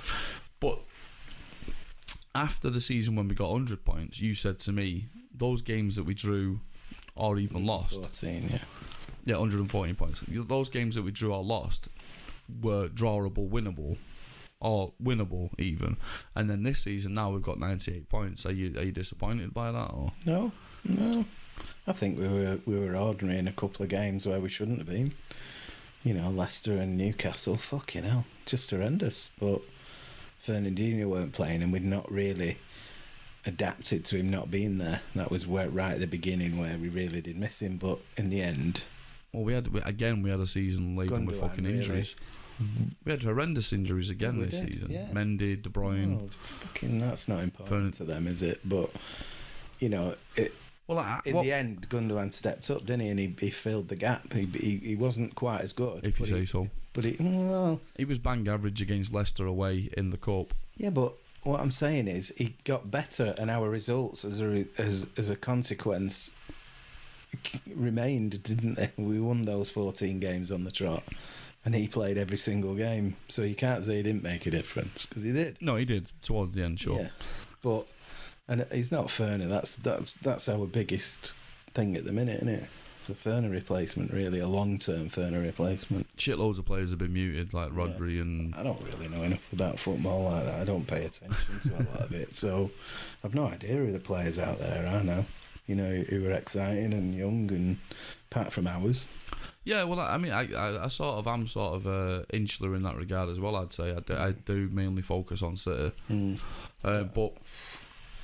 The thing is, I mean, like this season gone, I think this is going to... It could mean the world, or it could mean I'm just overthinking it, but Vincent Kompany, for me, there was 2 or 3 seasons there where he was sick note. Yeah. The last 14 games of the season, such a fucking presence. Such a fucking presence. And they've done it without him, haven't they? We have done it without him. Really, but in the season before, he really was a sick note then, wasn't they? So. But we only see... We relatively see... We judge a player mainly by what they do produce on the pitch, or don't produce on the pitch. Companies are presence in the changing room. Companies are presence with the backroom staff. Companies are presence. Yeah. He's gone now. Anderlecht. See you later. This is potentially Fernandinho's last. Coming up now is potentially Fernandinho's last season. Although we'll never have the presence of a company. He's been there since what, 13, 14. But I don't think company is the glue. I think he's just the figurehead. The glue's actually with the rest of them, and the tight knit as a team without him. Oh hell yeah, they're definitely together a bunch of lads. He's not the reason they're a team. He's just a brilliant figurehead and a really good ambassador for everything around what goes on in that team. And him not being there, I don't think will upset us next season. I don't, because I think we've got good players. What happens when for my money, I think this upcoming season is Fernandinho's last, potentially David Silva's last, and Aguero I think has got another 2, maybe 3. Yeah. Let's see. So am I just being fucking nostalgic by thinking, well, what happens next? What happens next? I mean, I know we've got. I mean, for me, last season, Bernardo Silva was fucking outstanding. You don't have to worry about Dave Silva. He can do what he wants, can't he? He can fade out nicely and fucking. Sure, but once those names have gone, are there enough people taking up the mantle? That's right. And you can't say we won't find the others, because he fucking does, doesn't he? Yeah, I know. This is why I'm asking you. I'm asking you for an opinion on it. When we signed Bernardo, I fucking remember it was the last time I went fishing. It was a lovely day in May, and I said, "Who the fuck's Bernardo Silva?" You have other hobbies. Yes. Jesus. To my brother, and he were there with me, and I said, "Oh, we've signed a guy today, 43 million, was it something like that?" I said, "Bernardo Silva." No idea who he is. You won't forget him now, though. What a fucking player. Yeah. That kid will be the best player in the world. Fucking Eden Hazard. Wank. Isn't it interesting, Show though? pony. Isn't it fucking interesting, right? Hazard's gone to Real Madrid now for what? 100 million or something. I know there's add-ons and other money and blah, blah, blah. Yeah. The 2 biggest signings, I think, 3 biggest signings we made are Laporte, De Bruyne and Mahrez. I think Laporte and De Bruyne were over 50 million, and Mahrez was 60, around 60, right? So there are 3 marquee signings, right? Now other clubs, no, bear me out. I'm talking money wise. That's the most we've spent on players. 60 million's not a marquee exact signing. compared to other clubs. Hazard at 28 years old has gone to Real Madrid for 100 million. Bernardo Silva's 24 years old, 43 million. Who the fuck at any club? I mean, we saw him play against us for Monaco. He was decent. But who the fuck knew that there was that in that player? For 43 million as well. Obviously he did. He was the first one he signed that season. If you try buying Bernardo Silva now, how much is that? Yeah. If Hazard at 28 is 100 million, how much is Bernardo Silva? Exactly. I don't know. So anyway, I've got complete faith in the City backroom staff and all the establishment that them Fernandinho replacement, the Silva replacement, if we need one that isn't already at the club, because I believe that he is already at the club, the Aguero replacement, the company replacement. I believe that those people have got the fucking. They know. I might not know fuck all about football. Yeah. The Twitter army might know fuck all about football. Anyone who puts in a bullet point about who they think we should sign or we missed out on him. Like the people who fucking moaned about, Sanchez, what a fucking disappointment we didn't sign him. Yeah. We know fuck all. But I know that those people at City, they really know, because they produced. Laporte and Bernardo Silva, fuck me. Laporte was playing at some nowhere club. Exactly. Yeah. Look at him. We've really got to get that partnership with John Stones working again. Well, I think Stones needs a summer now to figure out what he is. I don't. Do you remember before Gundogan took over from Fernandinho in midfield? Yeah. He tried Stones in that DM role, and he kept wanting to fucking go back to the centre half position. Yeah. Now I love John Stones. I think he's a cracking player. I do.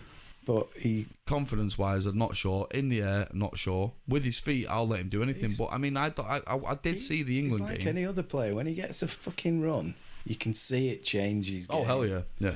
And there was a point there towards sort of October, November last year in the Champions League, and in the league, when he was alongside Laporte, they were fucking starting to become a proper force.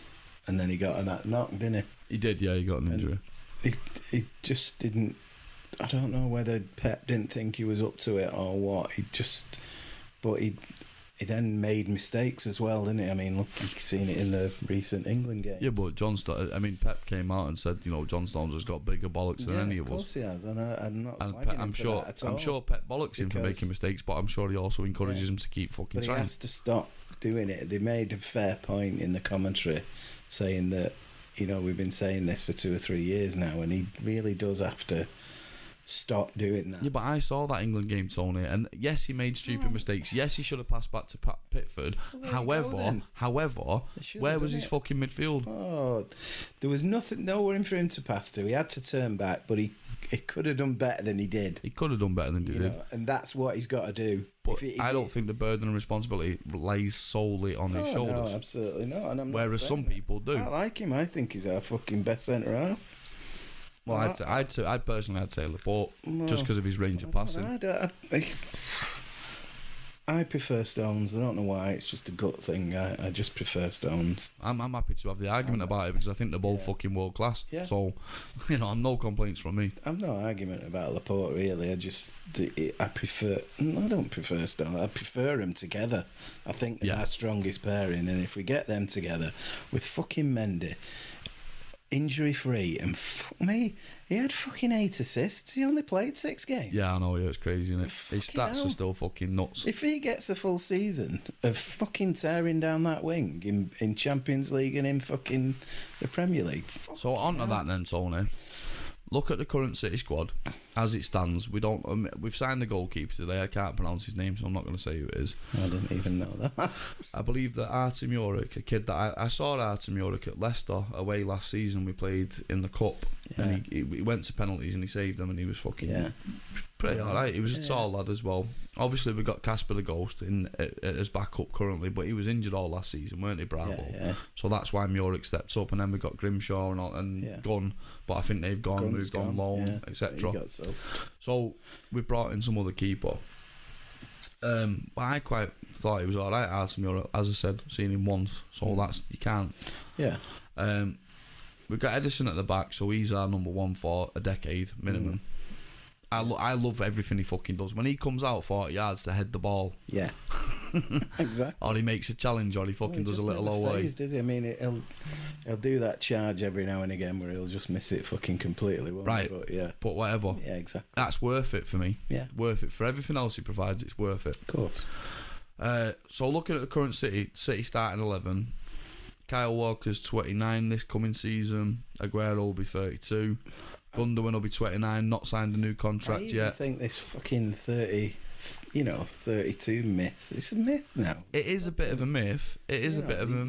You get players who look after themselves playing good quality football until they're fucking 36. But for me, alright, totally agree with you, Tony, but for me, we seem to be cursed because our players push so fucking hard and Pep demands so much out of them. I think we get 10-20% more injuries than any other fucking club. And as a 33-year-old, it's harder to bounce back from an injury than it is a 23-year-old. Maybe. So that's why I'm saying age. But Kyle Walker has also really not got someone pushing him, has he? The thing is, I quite like Danilo. Did he play there, wouldn't he? Danilo. I quite like Danilo because he played against Liverpool in the 5-0 2 seasons ago in the centre of a sort of back three. Yeah, he was decent there. He's done a decent cover job, but he's just not as exciting or adventurous as you want from what Pep would want. I don't think so. I think he's actually out the door this summer. I'm not sure, but I think Kyle Walker needs somebody pushing him, as in... Well, the problem is with it, saying that you want Kyle Walker to be pushed, our problem potentially is at left-back, because 2 seasons of Mendy, although in the 6 to 15 games that he's had in that 2 seasons, have been fucking outstanding, apart from the Tottenham game away last season, which was shit. Look at Vinny. It took him 2 seasons to fucking think, hopefully. Look at Sergio. He'd had a fucking dodgy time of it, and then he took the time to have that surgery, didn't he? Yes. And it really worked. I said that to you at the time. Hopefully, this is what's happened with Mendy, because he was hardly anywhere around any of that. Well, the social stuff at media the end of the presence season. even went away and all the rest of it, yeah. So he's either knuckled down and fucking thingy, or he's just completely pissed off with us and wants to leave. But I'm pretty sure it's the other, that he's knuckling down and fucking he'll come back fucking flying. Well, what needs replacing then? And even Zinchenko then. I think he's a kid. He's a lad, he is. I saw him play for the Ukraine. Did you see any of the highlights from the Ukraine? He was doing fucking everything. Rabonas, Ole's, everything. He was taking a piss out of the team. I mean, how do you play as a midfielder and sticking at left back and learn? Well, that's what I mean. For Ukraine, he was in his attacking midfield position. He's even got better at that, hasn't he? His positional sense is fucking 10 times better than it was at the beginning. Anyway, yeah, I'm happy with him. I've always thought that Pep's philosophy has sort of had fucking 10 outfield attackers. Yes, you're. No, seriously. Yeah. Yes, you're a centre half. I mean, because we could. This is the thing. We could have gone for a fucking Van Dijk. We could have gone for that, but he don't go past. If he goes past the halfway line, he gets a nosebleed apart from on a corner. Yeah. Plus, he's got 3 DMs sat in front of him protecting him. Yeah. Whereas we've got John Stones and Laporte can play a fucking 40-yard crossfield ball. So can John Stones. Really. John Stones can fucking dribble the ball forward. Yeah. Zinchenko, he's a fucking attacking midfielder and he plays at left back and he gets forward. Yeah. Kyle Walker, you see Kyle Walker comes in and sits on cover, don't he, really, because he's got the legs. Yeah. Everyone else on that pitch is fucking attack, because we've got 70 or 80% possession in most games. Yeah. It's ridiculous, really. We need a Fernandinho replacement, obviously, but I like Gundogan. I think he's a fucking. But is he a Fernandinho replacement? Well, he's not, is it? Because he's a bit more. He's probably another 10 yards up the pitch, isn't it? And he doesn't tackle as well as Ferner, does he? And the other thing as well, I mean, like we've said this before about Aguero, you can't ever replace Aguero because there's not another player that's the Aguero. No. There just isn't another Aguero, so you do something different. Yeah. But. So you do something different from Fernandinho, i.e. Gundogan, or do you look somewhere else? I think no. Are we vulnerable to the counter without with Fernandinho? We need somebody who bosses that circle that he's got, just in front of the back two. If you talk about a centre halves, that fucking 30-yard circle. Yeah. He fucking owns that, doesn't he? And he's always there for the pass as well. But he's also upfield and back. Yep. But that, he fucking owns it. And you've got to replace that. Gundogan's not that, in my opinion. No, he's not. So, if we can, but that's it. I don't know those players. Are they out there? Well, there's a couple were muted. There was Ndombele and Rodri. No idea. I think there was Douglas Luiz that we had already signed without a work permit or some shit like that. I just trust that whoever they buy will be right. If we get Kev back and he gets a. Well, who starts in that midfield for you? For me personally, I love Bernardo Silva in the midfield. He's great on the wing, but I love him in the midfield. I'd have him in front of Dave Silva. All right, so you've got Dave Silva in there, but you've said De Bruyne. So Dave Silva, De Bruyne, and Ferner. No, yeah, but you want Bernardo as well. Dave's out. Bernardo's in for Dave, so it's De Bruyne, Bernardo, Fernandinho. Yeah. Yeah. And then Sane, Aguero, Sterling. So Sane's still in your starting 11. Hell. That boy is the fucking best player in the world, bar none. On FIFA. He just, if he can get it, he's got it. If he can get his fucking head right, that's the difference between. Well, what is the issue with Sane? What is This is it. I don't know. Tony, you previously said to me that you think footballers fucking hate football. So I said He even said it about Sterling. Right, but you're wrong about Sterling. You know you're fucking wrong about Sterling. I can hold my hands up. He annoyed me for a long while when he came, and he just didn't seem to enjoy fucking playing. But he obviously does now. Obviously does now, yeah. But Leroy has got fucking everything. So does Leroy hate football? It's like Mario, innit? Fucking Balotelli, that kid. Balotelli was good for the laughs, but he's not Sane. He had fucking everything. That kid, if he'd have got Bernardo Silva's application and fucking endeavour and courage, he'd have been a fucking absolute world beater. Don't tell me he wouldn't. But he didn't. His fucking head just weren't wired up right. And, you know, he just did amazing things. I think Sané's head's wired better than Balotelli's head. But it's still not right, is it? It's not. No, well, clearly it's not right. Is it? Because, you know, is he knuckling down? Is he being told by fucking... Here's my Get take your on fucking it. head right. And he's not, but... He scored a goal it seems against to me, Monaco. every time he plays, he enjoys himself. Like when he scored against United, he's fucking happy, and he was And Liverpool it was we and us, and He fucking loved it when he all scored that sort against of thing. Liverpool. He's never comes across as not enjoying himself being there and being with that team. So, what is it? Can you have all three in the same team? No, Bernardo Silva, Raheem Sterling, and Leroy Sané. Because Pep doesn't seem to think so. He's a dick, isn't he? If he thinks that, He is Pep Guardiola, our most successful ever manager, is a dick. Yeah. Well, I bet 90% of everyone who listens to this agrees with us that you can have all three in that team. Okay. How can you not? They're the fucking best players at the club. The Sané thing, right? Three years I'm saying ago, that they're the best players at the club.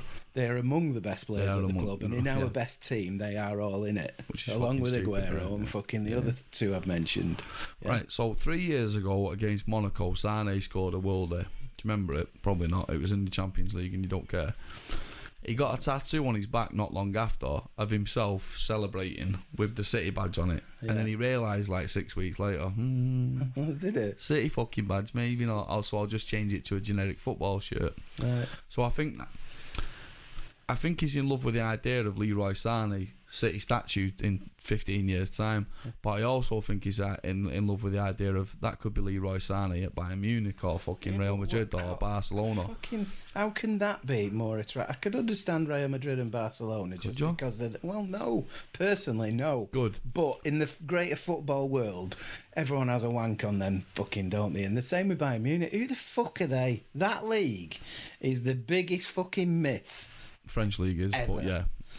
Maybe, but fucking that league, they fucking Bayern Munich, bully all the rest. They all fucking sell the players to him just because they're a bit fucking xenophobic and fucking, you know, German way is best. Yeah. You know, and like not picking him for the World Cup and. No, that was hilarious. You know, after the season he had for us, not picking him for the World Cup was hilarious. You know, what you fucking on about? But. I can't. How can he feel satisfied when he looks back on a career that? He's not gone yet. Let's not forget. He's not gone anywhere yet. But do you think he'll go to Bayern Munich? It's not looking good, is it? I can't. Yeah, but who's that? Is that him? I can't. Is that him? Why ain't he fucking signed then? Is it him though, or is it his mum or his agent? You know how many bell-end agents have It'll we be dealt everyone with? else. They'll all want him to go back to fucking.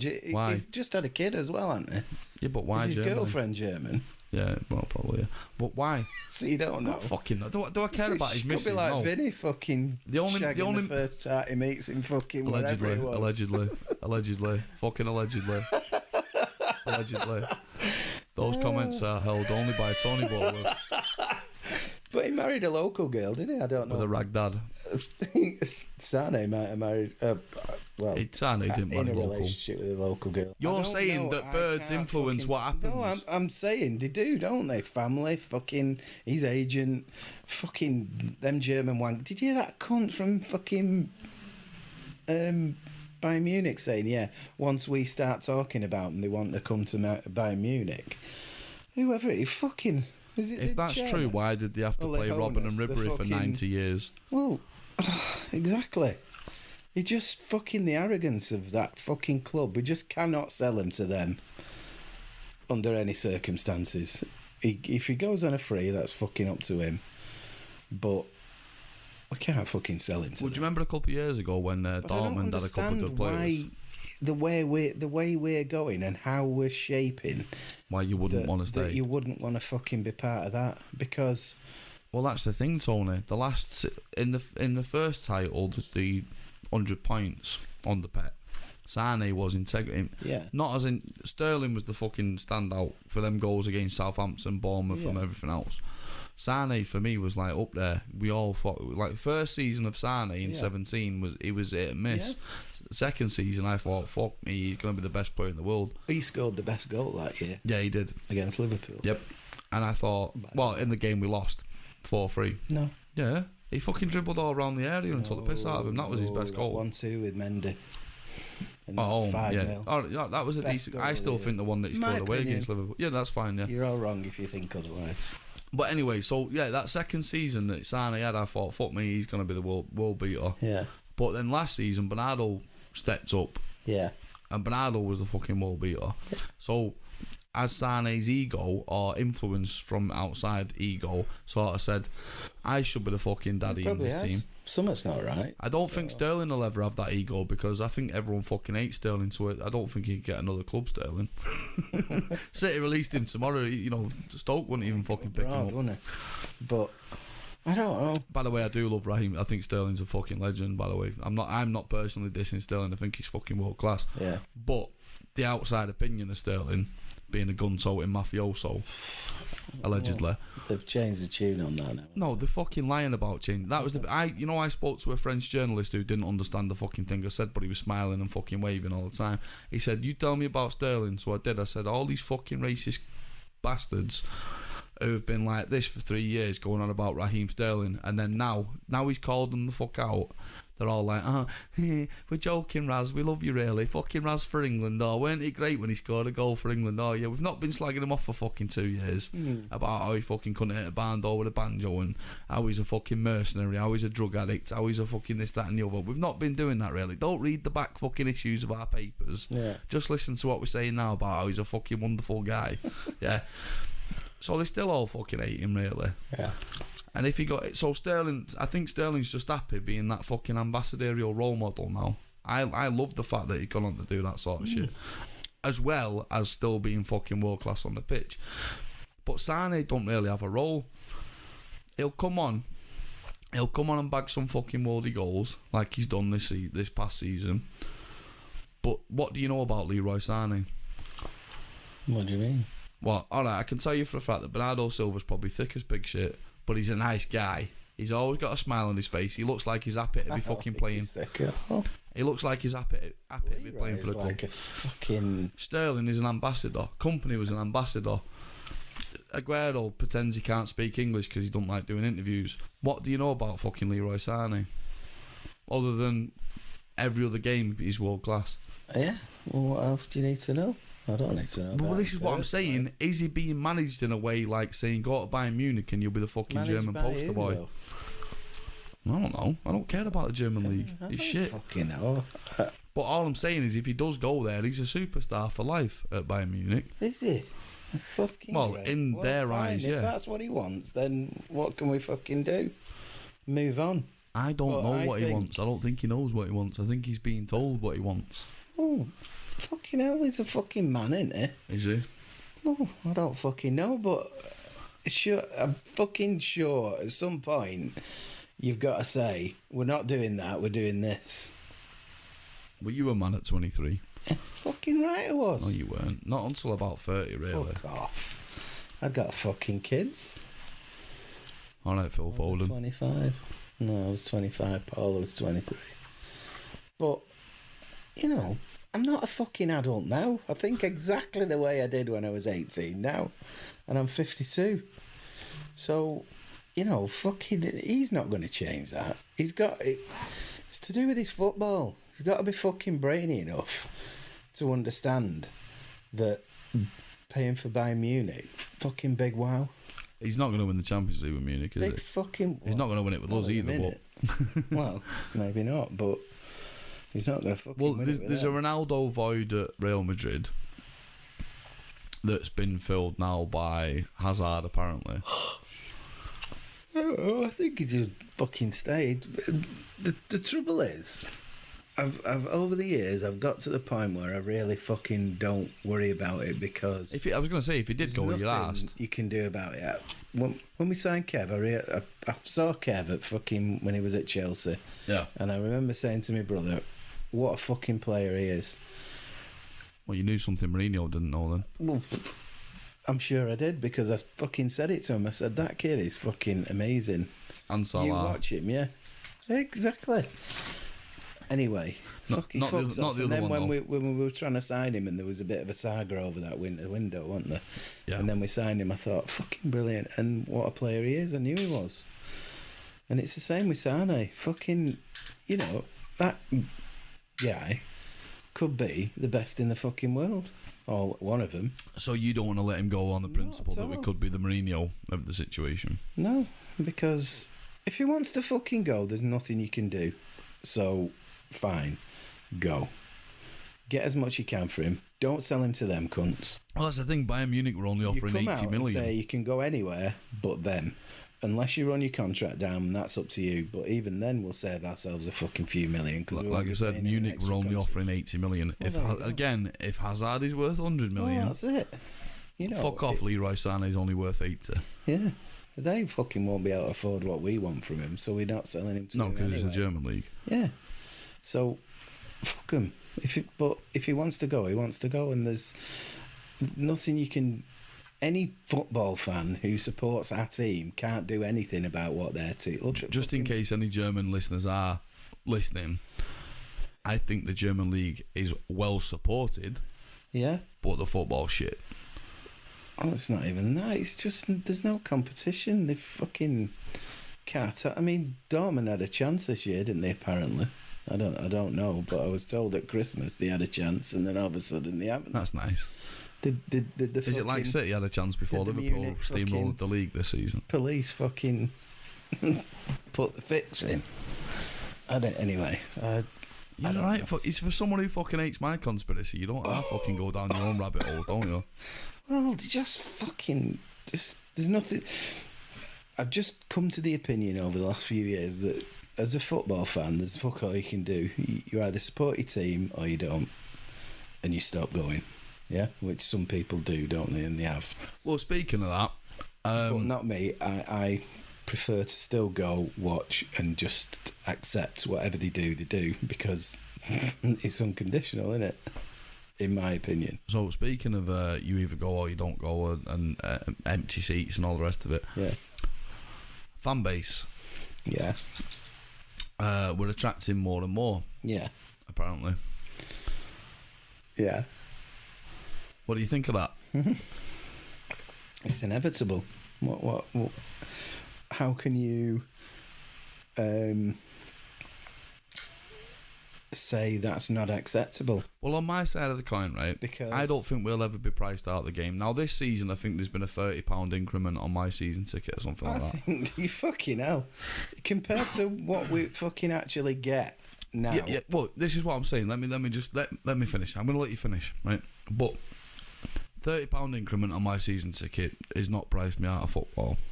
What City football group make out of our season tickets anyway is fucking peanuts, and they could sell the season tickets for £1 each or £1,000 each. They'd probably still get 45,000, 50,000 people going. So that's fine. I don't think I'm ever going to be priced out, and I don't think that City are ever going to want to price me out, because that match day revenue is irrelevant anyway, right? So all of the relatively new fans, be it in the last decade or even the last 5 years or even the last 3 years since Pep's arrived, because Pep will have brought his fans as well, right? Just because it's interesting to watch Pep Guardiola teams, even Munich. Yeah.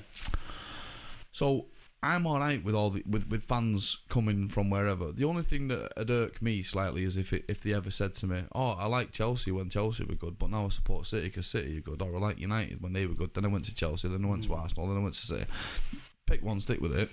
Don't care where you're from in the world. I think it's buzzing the fact that I've got mates in Massachusetts, and there's a City supporters club in Boston. Now, when I used to live over there a decade ago, I used to wear my City shirts everywhere. I'm one of them fucking knobheads that wears City shirts on his holidays and all that sort of stuff. Yeah. And back then, it was I had the 1923-2003 Main Road anniversary shirt. You know, the black and red one. So nobody'd fucking recognise it anyway. That's a nothing shirt. It wasn't a United shirt. It wasn't a Barca shirt. It might have got confused with a fucking AC Milan shirt, maybe, right? But But I used to wear them every day, and even when I left America, I'd give a few of my shirts to my American pals and said, fucking wear this. It didn't mean anything at the time, did it? Because it wasn't even Sheikh Mansour territory yet. No. But now they've sent me photographs of them still wearing them shirts, and they've made a load of mates that are well wearing the fucking modern shirts and stuff like that. And I think it's crackers really that from our club that we've gone and watched at Main Road for years, and now at the Etihad for years, thinking that nobody from outside the fucking stadium even gives a shit what's going on, apart from a few listening on the radio, local radio or whatever, or if we ever got on 5 Live, not that they'd ever feature us back then, but yeah. That now that there's people waking up at 3 o'clock in the morning to watch Manchester City play against fucking Stoke or some other shitbag team, just purely out of the interest because it's Manchester City. So what do you think about all that sort of stuff? It's fine. They hang their hat on that fucking worldwide support. So why can we not embrace it happening to us? Oh, I do. I do personally embrace it. I like it. It's cool. Yeah. Well, there you go. What's the fucking issue? This doesn't bother me at all. I fucking think it's great.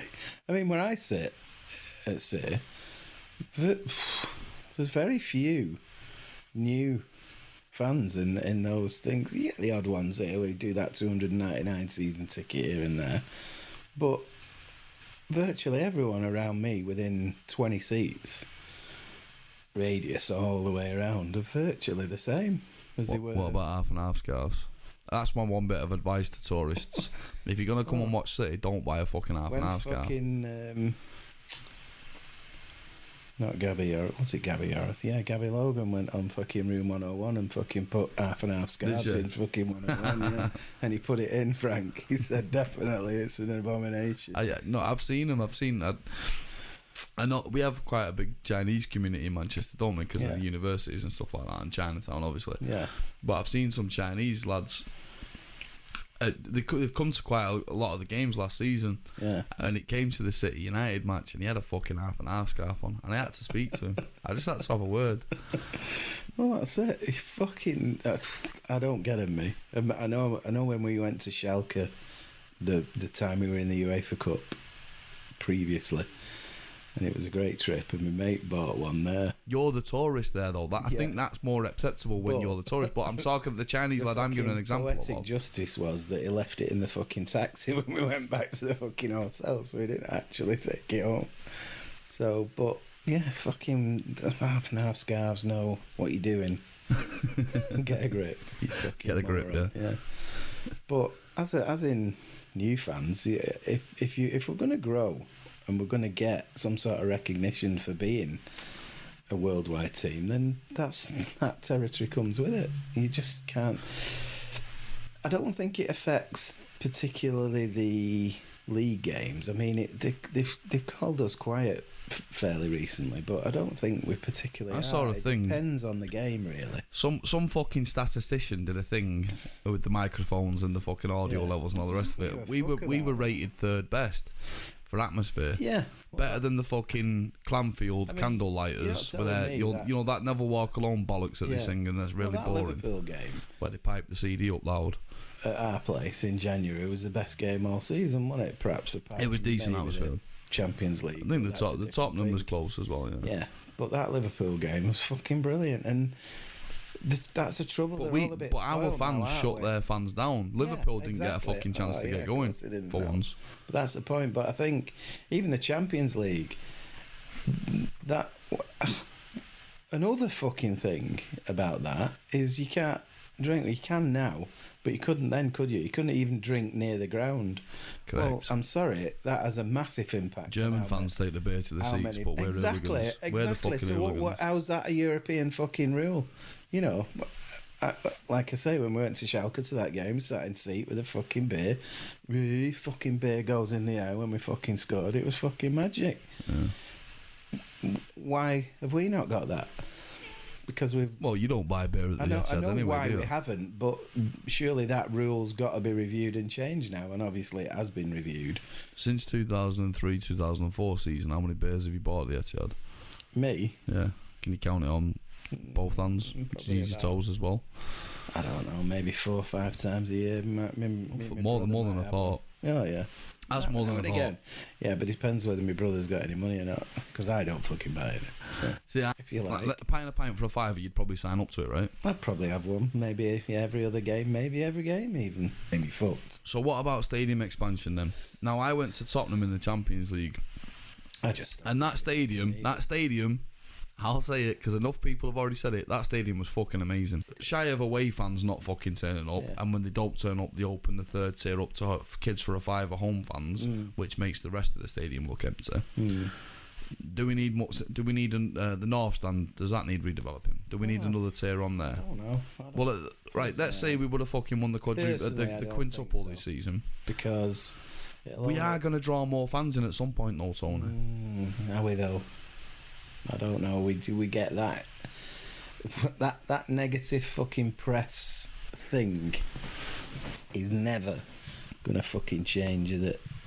We're never gonna be the media darling. So how are we gonna generate? Yeah, but the football talks for itself, surely, to a point. You can only read so many copies of the Daily Mail before the football just takes over. We're just not. Personally, that's my opinion. I don't think we need the extra tier. If we got it, I'd be fine. I'd embrace it. Well, what about the collar side development, and what about what's happening where Ancoats? You know where the Toys R Us was on Ancoats. Apparently, that we own that as well now. I think it's for some sort of music venue. You know, like a rival to the MEN or something like that. That was nearer us. I thought that was going to be nearer. I thought it was the Ancoats site where the Toys R Us used to be. You know, just before you turned to go like follow the tram. No, there was a story about the fucking MEN owner fucking moaning that they were going to build one, and that the town couldn't sustain 25,000 seater stadium. Well, have you seen the transport infrastructure in Manchester? Well, yeah. It's fucking wank. You know when you set off at fucking 3 o'clock in the afternoon for an 8 p.m. kickoff, and you only just get there, and you're only coming from long site. I never do this public thing. Me and Neil did it a couple of years ago to a Champions League game, and it's fucking horrendous. So fucking pointless. So is that what they're talking about when it can't handle it? What? The transport. Well, fucking hell. It can't be beyond the wit of man to fucking line up a load of trams. I'm using this joke again. It is beyond the wit of Manchester Council to do that. Well, how is it though? It's not, is it? They must have the fucking rolling stock. You just pull it off the near fucking parts of the line, don't you? And you fucking, all you need is another, fucking 6 double trams to get people away from the game. I'll mention it again, when we went to Schalke, it's a similar sort of thing. Out of town fucking stadium, tram to it, you can use your max ticket to get on it free. After the game, they fucking herd you into it. They line them up, they fill them up comfortably, not fucking jammed in like fucking lunatics. Fire you off into the fucking town and you're away. You know, Main Road was wank, right? 40 minutes to get everyone out. You know, Main Road was wank, right? Main Road was wank to get to. Yeah. Transport was fucking wank, and if you had a car, but there was that was fucking wank as well. Within fucking right, there was amazing kebabs within blah blah blah. But sadly missed. Sadly missed. The kebabs, not Main Road. Yeah. The problem, right? Tony. The problem is. The football, for the most part, at Main Road was fucking shocking. So that's what we moaned about. Yeah. The transport was actually worse than it is at the Etihad. Yeah. But now the football's fucking bang on at the Etihad. We moan about transport. Well, and the food shit. Have you ever actually eaten, not a pie, because a pie is a fucking pie, innit? It's Hollands and it's frozen and it's overcooked. I've never eaten. But have you ever eaten from like them chippies or the Caribbean joints or any of that shit? Other than the pie. What would you recommend if I'm coming from Australia? This is my one chance to watch City live in the flesh. Maybe I'm staying over for a month because the flight's fucking horrendous and I've got to get over that before I get back on it to go home. Yeah. What's the match day experience you recommend? Do you go to City Square and watch the bands? You could do. I don't know. No, but do you? If you like getting if you like having a good piss up, no, you'd go in town, have a sing song, wouldn't you? Do they? I don't know. I do. I don't know about anyone else. I've not done it, so not recently anyway. But if you're a fucking family, City store, fucking buy yourself a fucking badge and fucking get in the... Well, save up all your money for that first. Well, maybe. But if you're going there from Australia, you can fucking afford it, can't you? So they can fuck themselves. But yeah, it's horses for courses, isn't it? Is it better than Main Road? Yeah. In every way, shape or form? No, I used to like standing up, but I'm pretty sure that now I wouldn't. So... Is that just an age thing? Yeah. Fucking... Because I can't sit down on the football. Don't get me wrong, I can fucking stand up for a game. I'm not a fucking demic, but it's fucking hard work and I'd rather not do it. I quite like jumping up and spitting on everyone in front of me. I used to, for our season, I was above you in that next tier. Yeah. And what I liked then, when we were scoring way fewer goals, was the rattle of the seats when we were on the attack. Yeah. You know, that noise, that unique football noise. Yeah. What do you think of what Tottenham have done with that? Are they calling it the wall or something like that? Oh, where it is a safe standing. I fucking resisted all the fucking hype, wank fest. Yeah. But it is a serious deal. It is a wank fest, and it is good. It does live up to the wank fest. I'm not going to go, so I'm not really that asked. So great. Is it good? This wall, I don't know. Does it work? I think it's. I mean, yeah, I thought it was cool. It was impressive. Now, one of the ideas mooted for City was to do the same thing sort of for the North Stand redevelopment. Right. Would you be interested where do in... they put the fucking kids then? I think they'd just do a swap. Fucking hope so. They're not moving me for them cunts. Well, this is what I'm asking. I mean, are you in your seat? I don't like... Sorry, family, kids. Family, but... Well, I mean, you've done the whole family gig yourself, them. haven't you? You've took your own kids and that. But not in the family stand. Never. Yeah, I mean, you were always in the kipbacks, weren't you? Yeah, so... are you in your seat till you die? I would put it this way. I'd seriously think about renewing if they moved us for family. Okay. Because you can actually still swear. I mean, you do swear and spit and shout abuse. Yeah, I'm not as bad as I used to be. I used to be horrendous, but I probably calmed down a little bit. But I like where I sit, and you know, it's good for goals. Certain goals you see fucking go right in.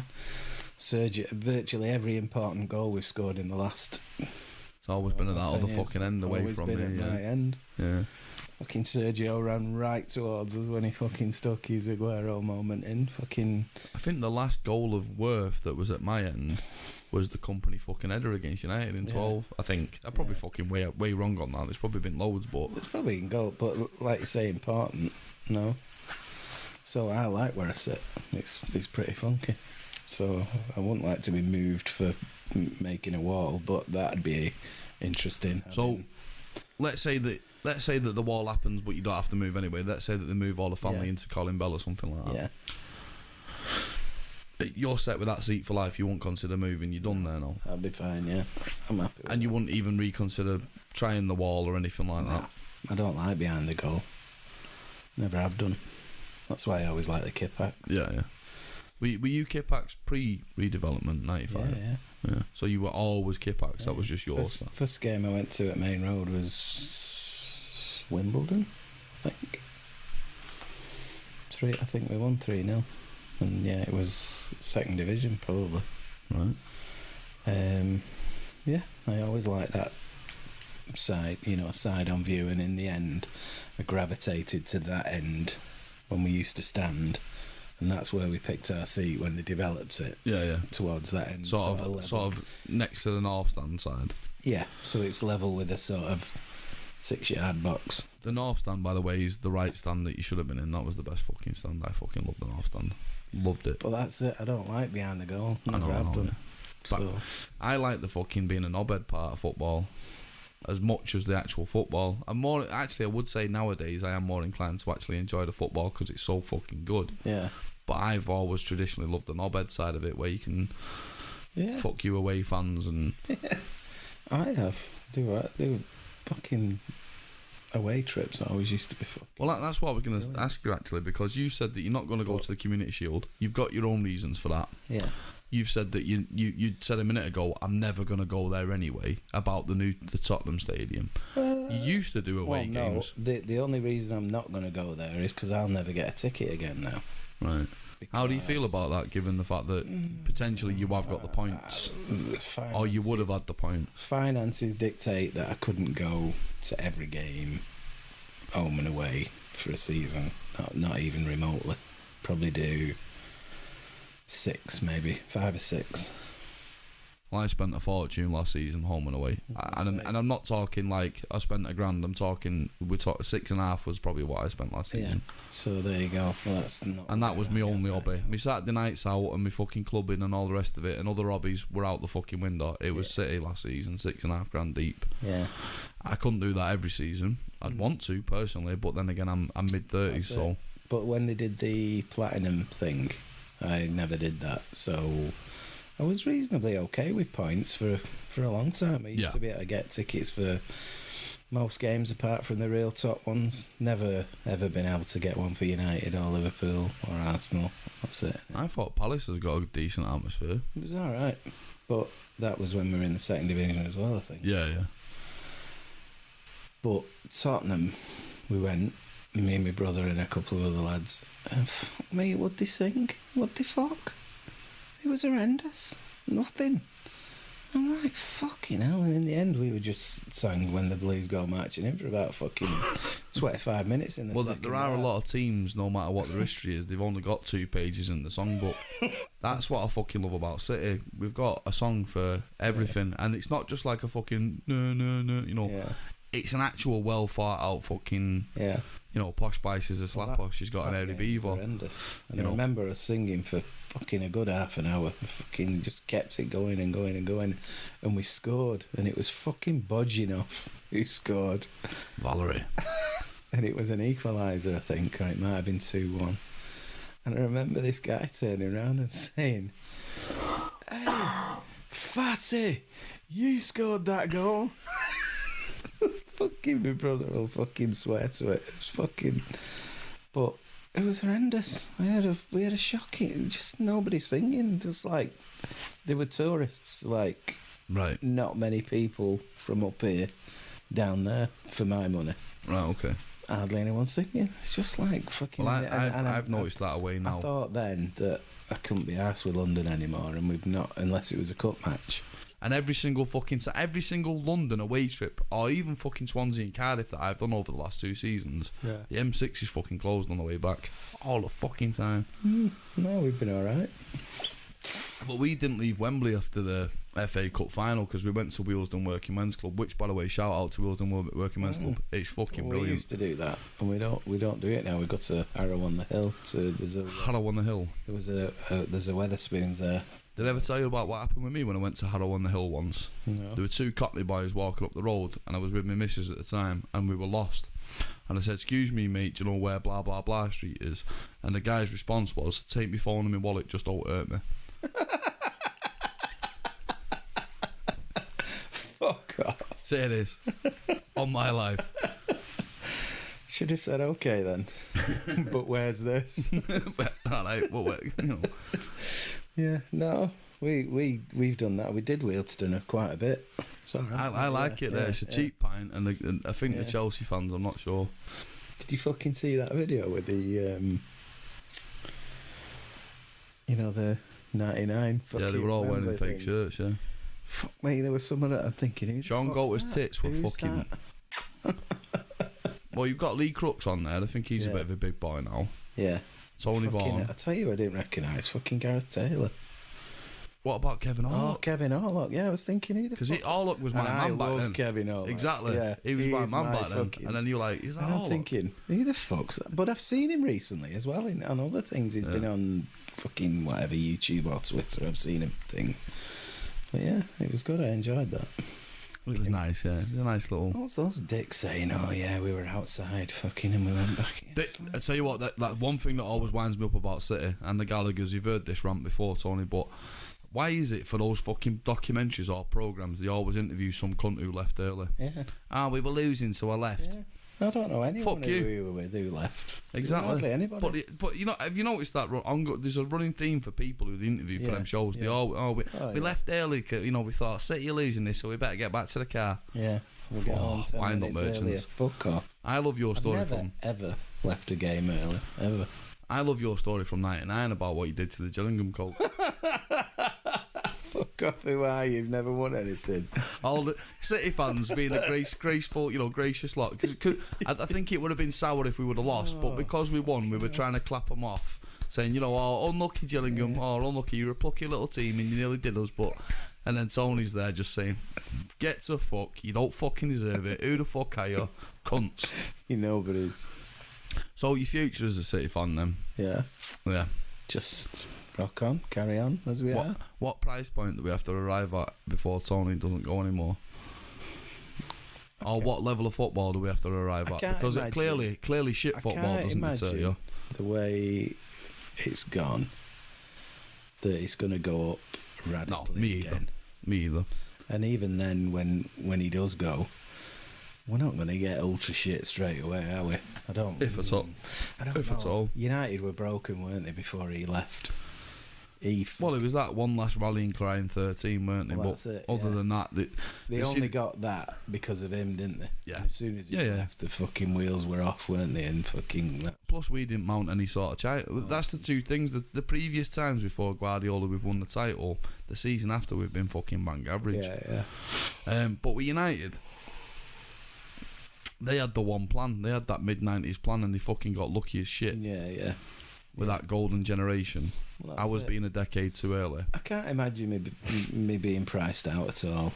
I'll always find it. It might end up where it's just me rather than me and Paula and my mum. She might throw it in, I don't know, but I'll always find it. How many managers at United are gonna go through before they win another trophy? Because they've got to make a decision and get a fucking right one, haven't they? Because for 2 decades we had They're as doing many exactly managers. what we did, aren't they? Yeah. They're just being us, which is fucking awesome, really. They're just fucking it up. I mean, even him. Oh, fucking 30 wins on the bounce. He's got to get the job. And I'm fucking thinking, Ole. Yeah, what the fuck? He's at got the wheel, Tony. Who's he going to attract? Can he actually identify the players to fucking bring and make you better? Well, Pep doesn't make that decision at City, which I think's... He must have some. No, he has input. He must say. He has input. I know they'll identify 3 with targets and go for 1. Yeah. But he must have some input on that. He can't not have. He's got to work with the fuckers, hasn't he? But United are asking Ole to do it. Are they? And All of it? Well, they've not signed the director of football or anyone like that yet, have they? I don't pay that much attention to Who's him. the guy they've signed? I don't even know who the fuck Rio is. Ferdinand? No, the fucking kid they've signed. Oh.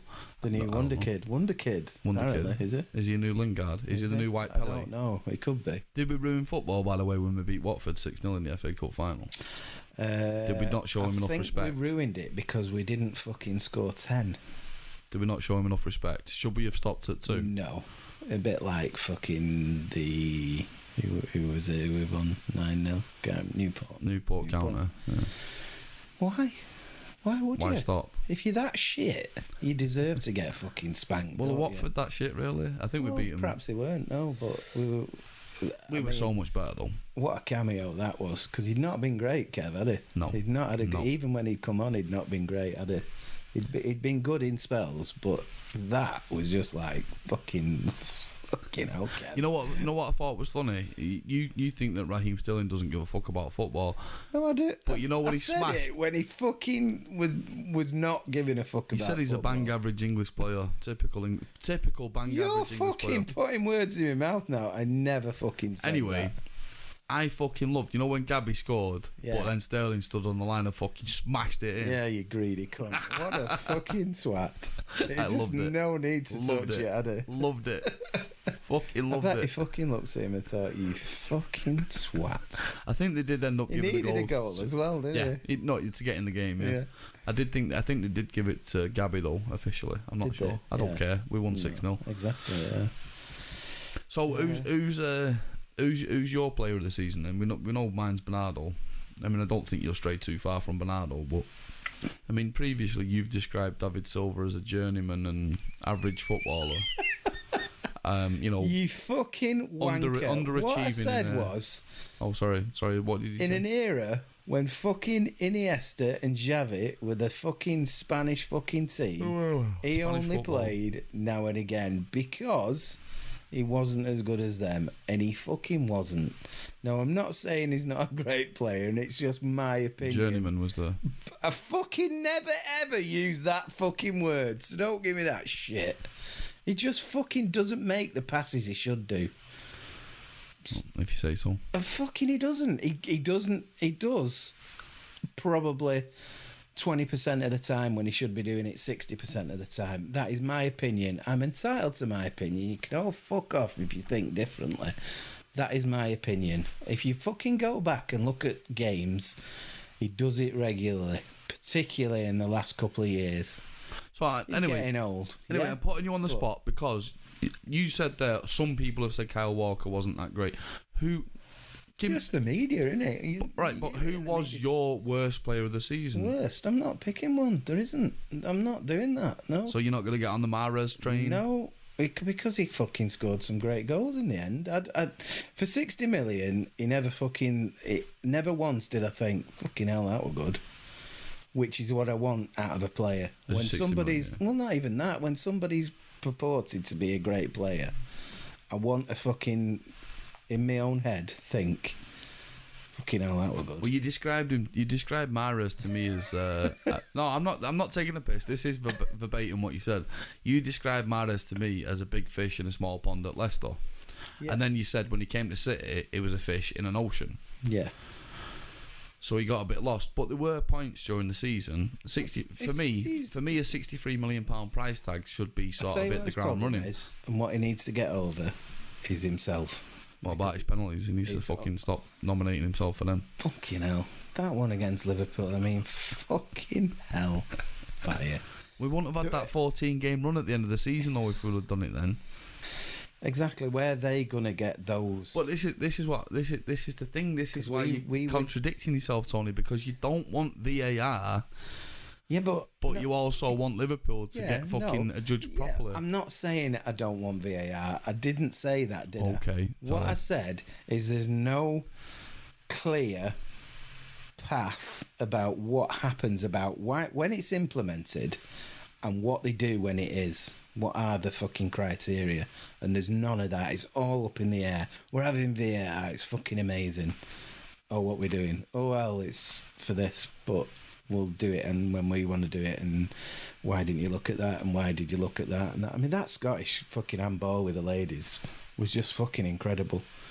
Because they were fucking going mental. And I mean, they were in her face screaming at the referee. Fucking penalty. Can I ask you? I don't know how that decision turned out, but did any of them get booked for the protestations? No. Like But how it turned out was the referee had made the decision and that was it. So why is there no... No, not even a consult for VAR? No, that's it. That's interesting. Yeah. But there would have been in the Premier League. I don't know how that works. Are the women's rules different? Don't know. This is it. Who knows? Who fucking knows? That is what I'm saying. There's no fucking... Yes, we'll have VAR. Okay, are we looking at everything? No, we're only looking at it when everyone kicks up enough fuss. It's like I said, why don't they have an appeal system? Well, I'll say, like cricket? flags where you throw a flag in, like they do in NFL. Yeah, or you just say, I want to test that. And if they get to a game, one in the first half, one in the second half, and if they don't use them, they don't roll over, and if they use it wrongly, they don't get another, and if they use it correctly, they keep it, whatever. Yeah. Because at least I like it. If they use it and use it correctly, the decision's correct then, isn't it? Yeah, but this is the thing, Tony. I like what you're saying and I like the idea of it, but how far removed is it from football? Yeah, exactly. So this is what I'd rather not have it, but are Liverpool going to get all those decisions? Because we are having VAR, it's fucking... As an extremist City fan on the far fucking right of City, not in the racist way, but in the anti-Liverpool way. Yeah. I'm saying it was 20 points too many they got. Yeah. In reality, it was probably more about 10. Yeah. I don't personally know how many points we got that we shouldn't have had. I know there was one instance, I think, in the League Cup against Swansea where we scored an offside goal, right? Do you remember Swansea went 2-1 up or whatever it was, or 2-0 up? But even then, if that goal had been disallowed, by VAR. I think we'd have fucking still. Yeah, we still would have found the way. Yeah. But some of those Liverpool things were like fucking. Last Well, they struggled in so many games. I mean, look, there were 3 where it were literally last kick of the game, wasn't it? Well, some of them was it Pickford who fucking threw it in his own net, or Lloris threw it in his own net. 2 of them, yeah. But they weren't exactly VAR decisions that would have fucking took it away from them being goals. But there were other ones where there were offsides and dives and stuff like that. Yeah. But there was talking about things like the Swansea game. I think VAR was a possibility, but Swansea chose not to implement VAR or something like that because they weren't a Premier League team. I think what it was they weren't allowed to have it because they weren't a Premier League team, but they were the first ground where it had been tested when they were in the Premier League. So potentially, right? The domestic cup competitions, if we play lower league teams all the way to the semis or the final, or whatever, because Wembley obviously has VAR. So they're still fucked potentially as competitions, right? This is what I don't get. Yeah. The thing about the goal line technology, even fucking Oldham Athletic can implement that. Theoretically, it costs a couple of grand, right? The goal line technology. Yeah. It's not £1 billion. It's not £1 million investment that the club has to make, right? VAR obviously is way more expensive than that, but still not crazy expensive. So because the rule set of football is changing because of VAR, right? Yeah. So does that mean now that there's permanently going to be a divide between the Premier League and the lower leagues? Permanently. Well, there is anyway, isn't there? Financially. But the football theoretically is the same played on any pitch, right? At the minute, without VAR. Yeah. Whereas next season it's not gonna be. Yeah. So that's a bit of a weird thing. Well, it's just that fucking anomaly, isn't it? That nobody makes clear decisions anymore.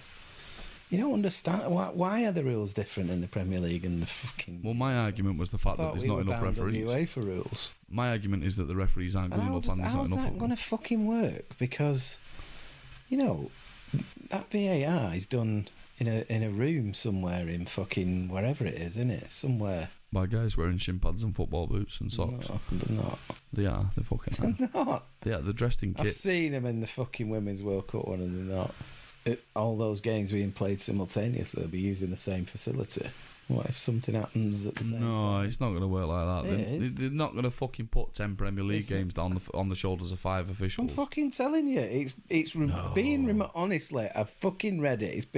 It's not done like a fucking outside broadcast where you get a load of people in a van outside the ground. It's somewhere. No, I know that it's a remote location. Remotely, yeah. But I thought there was going to be one of them per fucking game. I don't think so. That's not the way I read it. So that's basically brain overload for anyone working that job, isn't it? Isn't it? And I might be wrong. What standard of are they former officials at this point, or are they just new trained up? Well, this is what I want to know because, you look at someone like Mike Dean who's been officiating for 2 decades. He's a complete wanker, and you won't trust him with a fucking ice cream. Right, shows. but at least he's been doing the job for 20 years. Yeah. Are the people who are going to sit in the VAR fucking truck in the tracksuits or whatever you're saying? Yeah. Are they going to be Mike Dean, or are they going to be 25-year-old kids that have just come out of college after doing a fucking pig mole qualification, or what? If they pay me enough, I'll do it. Do you get what I'm saying, though? Yeah, but we already struggle. We already struggle to have enough top-level officials. There's no fucking thing, is there? We already struggle to have enough top-level officials. There's no framework. You don't know who they are. You don't know what they're looking at. You don't know when they're looking at it. None of it. Nobody's been clear on anything I've ever seen for VAR where who's doing what and why and when. A couple of things that I've seen VAR-wise. That's why it's so open to abuse. How's it not open to abuse if that's the case? Watching the Men's World Cup where Harry Kane got himself in headlocks every 2 seconds in the opposition penalty area. Yeah. They were never called as a foul. Yeah. They were fucking hilarious. And then there was one, I think, was at a German league game where a penalty was awarded at half-time for something that happened 20 minutes into the game or something like that, and the referees brought him back out at half time to take the penalty because of a VAR decision. I don't know what league it was, but that definitely happened. When there's problems in the game, like Turkish managers running onto the pitch with shotguns and stuff like that. In the same world. Oh, we're going to hell in a handcart. I'm almost at a fucking point where I really don't care. I'll just watch whatever they fucking put in front of me. If it's fucking, topless football or fucking... Topless football. I don't know. Are you thinking about the Women's World Cup again? Yeah. I'm past caring now, really. I'll just watch whatever they put in front of me. What's that stuff that they Soylent Green? Are you sort of at that stage of watching football? Like? What do you mean? Where they make fucking biscuits out of humans? Yeah, and you just hello. Yeah. I'll just eat what they give me. Yeah. What can you do? This is the point. You can get excited about it, you can get angry about it, and just fucking. Well, getting angry about it is fun. They just do what they fucking want, don't they? So. Did you celebrate all 6 goals at Wembley, or did you give up after 2 like a wanker? Of course I did. Good. So you still got the fighting. Oh yeah, of course. Because there were people near me that stopped celebrating. I've got to say that the really important goals, or goals that excite me, there weren't that many last year. But the ones that were fucking unbelievable. Well, the Sterling against Tottenham would have been. Oh my God, I've not fucking celebrated, like, even when we fucking equalised in that fucking playoff. Fuck me, I nearly broke my leg. I fucking dived on the fucking fat bloke in front who's fatter than me. Fucking hell. Nearly knocked him over. Fucking a bird behind me. I didn't even know. Fucking hugged him. Trying to get over the seats to fucking high-five the people who actually. I didn't know Bernard Manning was still alive. Fucking trying to get over seats to high-five a guy who sits in front of us because we were actually in front of him at that game because we didn't get my seats. And then all of a sudden, VAR pending. Fucking, I just knew it then. I thought, fucking hell. You know I'm right next to the away fans though, so I. Yeah. What were they doing? Oh, fuck off. When United beat us 3-2 2 seasons ago, What, you know when it. Shin? When Ashley Young tried ending Aguero's career. Yeah. That game. Yeah. All right. And it was the game where we could have won the league, and it would have been United's lowest ever point. Yeah. No, I was thinking of the other. Post Dennis Law scoring the back heel, it would have been United's lowest ever point, and they beat us 3-2. Yeah. The United fans at the end of that game, there was only about 20 of them because they never turn up for away games because they're soft asses. Yeah. But they were obnoxious as fuck. The Tottenham fans celebrated, but they were as fucking bewildered as we were. They didn't know why they were celebrating. They hadn't got a fuck because they didn't show the replay, if you remember. Not even as we were coming out of our seats 20 minutes later. I've seen that incident live. I've not seen it. Yes, they didn't show a replay because they knew it was contentious as fuck. I've not even looked at it. I've not even tried to look at it. Inside, so when we left our seats 20 minutes later after Tottenham had won, and I did give them a clap because I don't have anything against Tottenham really. They're not a big club. Yeah. But we went back inside to go down the stairs to get out. Yeah. And they have the screens, don't they? Them shitty little tellies. I don't know why we can't afford fucking decent tellies inside there. I don't know. But so on this little fucking 4x3 telly, there's 30, 40 of us stood around watching it. And it's shown the highlights right up until the Loriente handball. Screens went off. Didn't show any further than that. Because obviously they were both bollocks decisions. Yeah. So then some people, when you get outside the ground, that's when you start getting your phone signal back, innit? Yeah. So people were fucking running around with, look at this, it's fucking handball, blah, blah, blah. Because where I'm sat and where you're sat, you've no idea that fucking Loriente handballed it. Not a fucking clue. No. The only time you thought it was handball was when it went to the fucking 2-3 minute decision making, where the referee, if you remember, the referee came back up and went... Shrugged, yeah. He ain't got, Yeah. It is what it is. Now, I've spoke to you in the past, Tony, and you've said to me that you wanted a quadruple, 4 years of 4 trophies every year. Just to be fucking annoying now, I really don't care about the Champions League. Premier League. You want that again? But I want to win the Champions League now. Just to fucking say, look, just fuck off. We're in the same boat. I do go to all the Champions League games, but I still don't give a fuck about it. I got told off, on that Blue Moon forum. Yeah. There's a lot of anti-people now that are saying, don't boo the Champions League anthem anymore. It's childish, it's petulant, blah, blah, blah. Why do you think we boo it? I know why we boo it. We boo it. Well, here's why I boo it. We went away to Porto or somewhere like that. Was it Porto or Lisbon or something like that? And we were and Yaya Toure was racially abused, and they got a €10,000 fine or something like that. And then we played somewhere, and we were 13 seconds late back onto the pitch for the second half, and we got a €30,000 fine. So that's why I boo it, because they think that being late for the second half is worse than racism. Yet they still run all these bullshit campaigns about kick racism out of football because they're a bunch of fucking cunts. So that's why I think we boo it, and that is why I boo it, because I think we boo it because of the Spartak Moscow thing. The closed doors. Where people bought flights and hotels and tickets in good faith, and then it was changed. I mean, that's reason enough to boo it, sure, but I personally think it's 800 fans are in the fucking ground watching it. Well, I'm sorry. That's a fucking perfectly good reason. Well, you remember the Millwall away shit scenario years ago, where we got fucking banned from them. Exactly, yeah. It's just...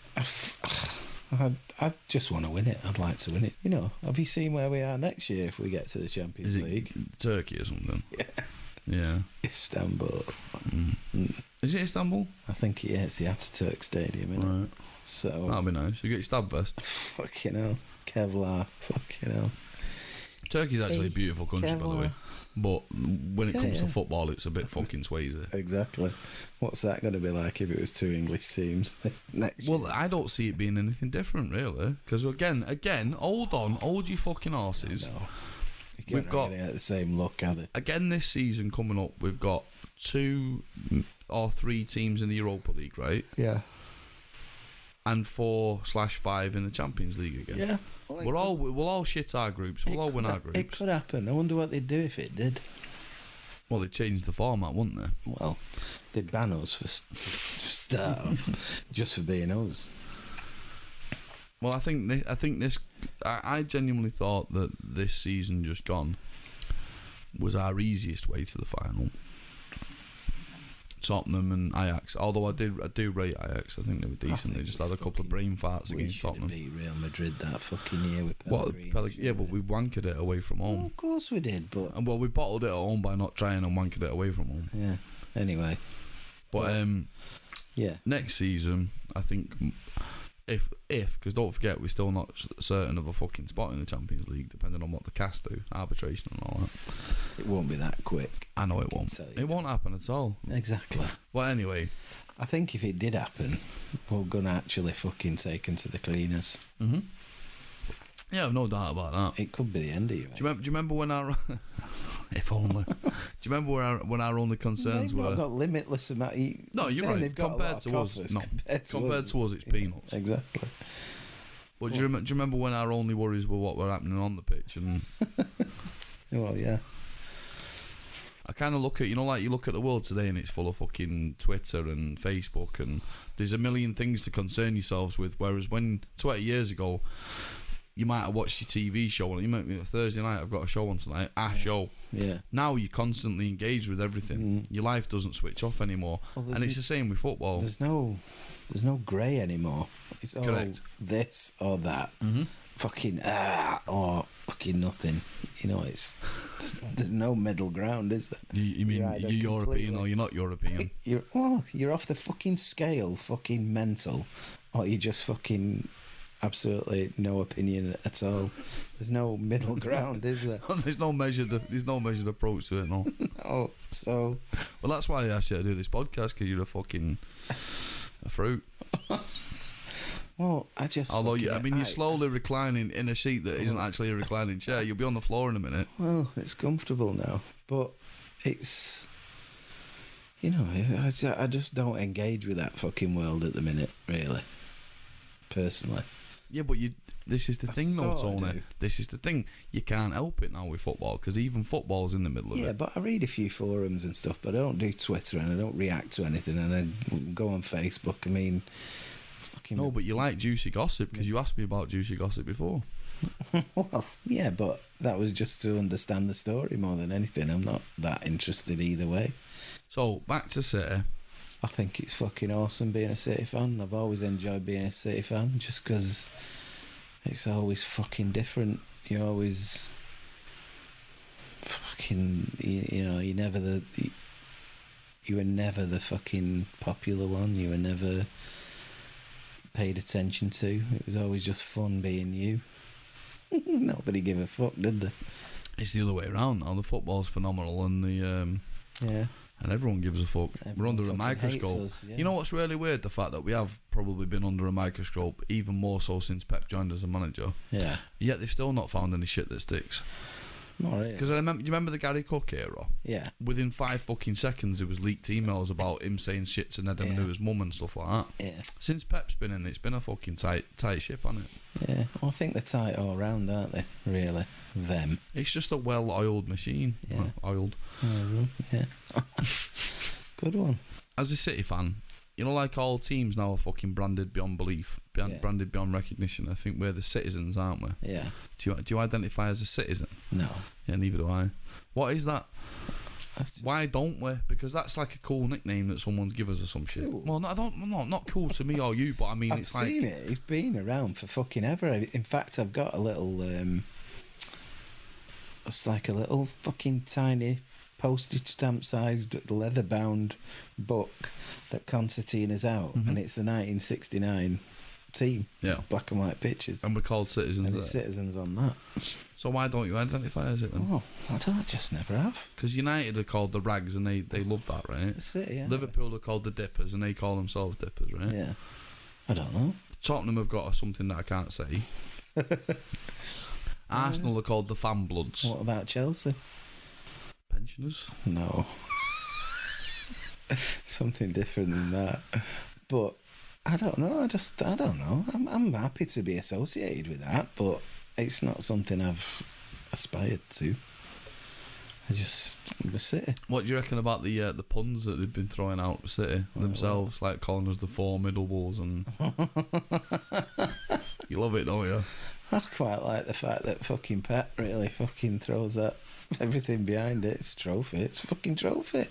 You can stand at the front of a bus with your fucking trophy, can't you? I actually quite... I'm a big fan. You know when Company scored against Leicester from, set 75 yards out, blocked by 15 players that he dribbled around and fucking bagged it. Yeah. That's how I remember it anyway. Yeah. It must be then. They were all, don't shoot, Vinny, don't shoot. Yeah. Were you shoot or no shoot? I was shoot, just throwing it out there. I don't know. I don't know. I think I was doing my usual fucking early onset. Fucking just watching, not thinking anything. I didn't think don't shoot. And when he did, I fucking out my seat like everyone else. Oh, yeah. Fuck him, and he comes running towards us again. Yeah, that was Cheers, not far Vin. from you. Yeah. Thanks for that, mate. So Vinny's done a lot of incredible things in the City shirt. Yeah. And he's been disappointing sometimes as well.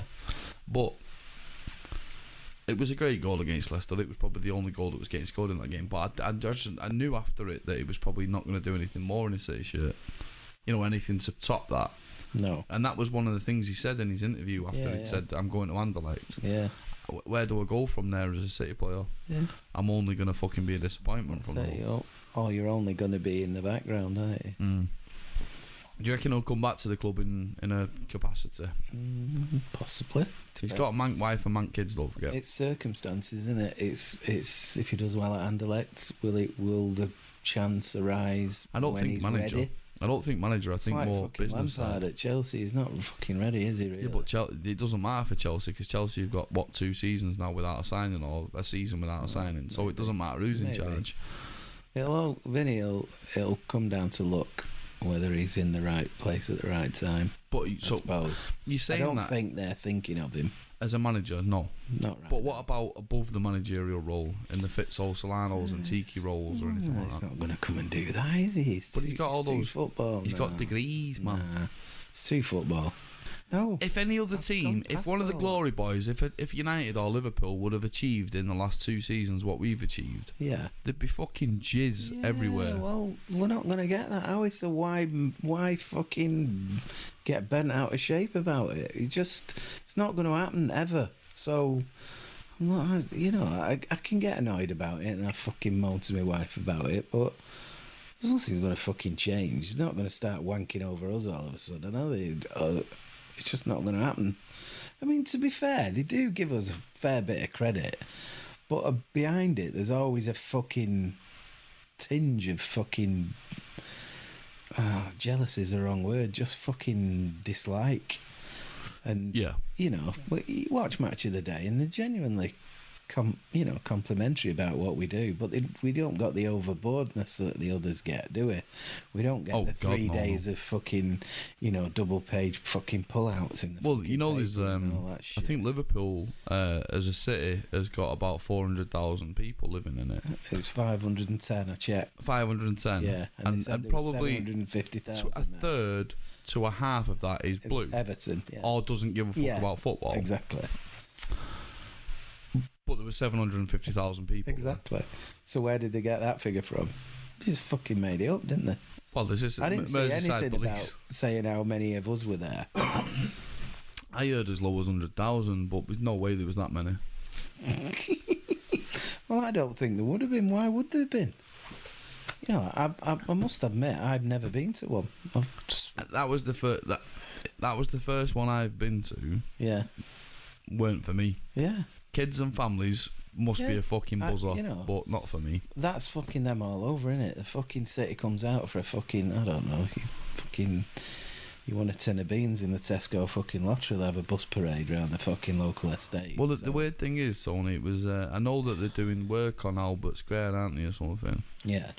But you know that little bit of a rise between Selfridges and the cathedral? Yeah. There's like a little fucking postage stamp of area. Yeah. That's where they had the stage. Yeah. So the buses drove, because it was the women's team and the men's team. Yeah.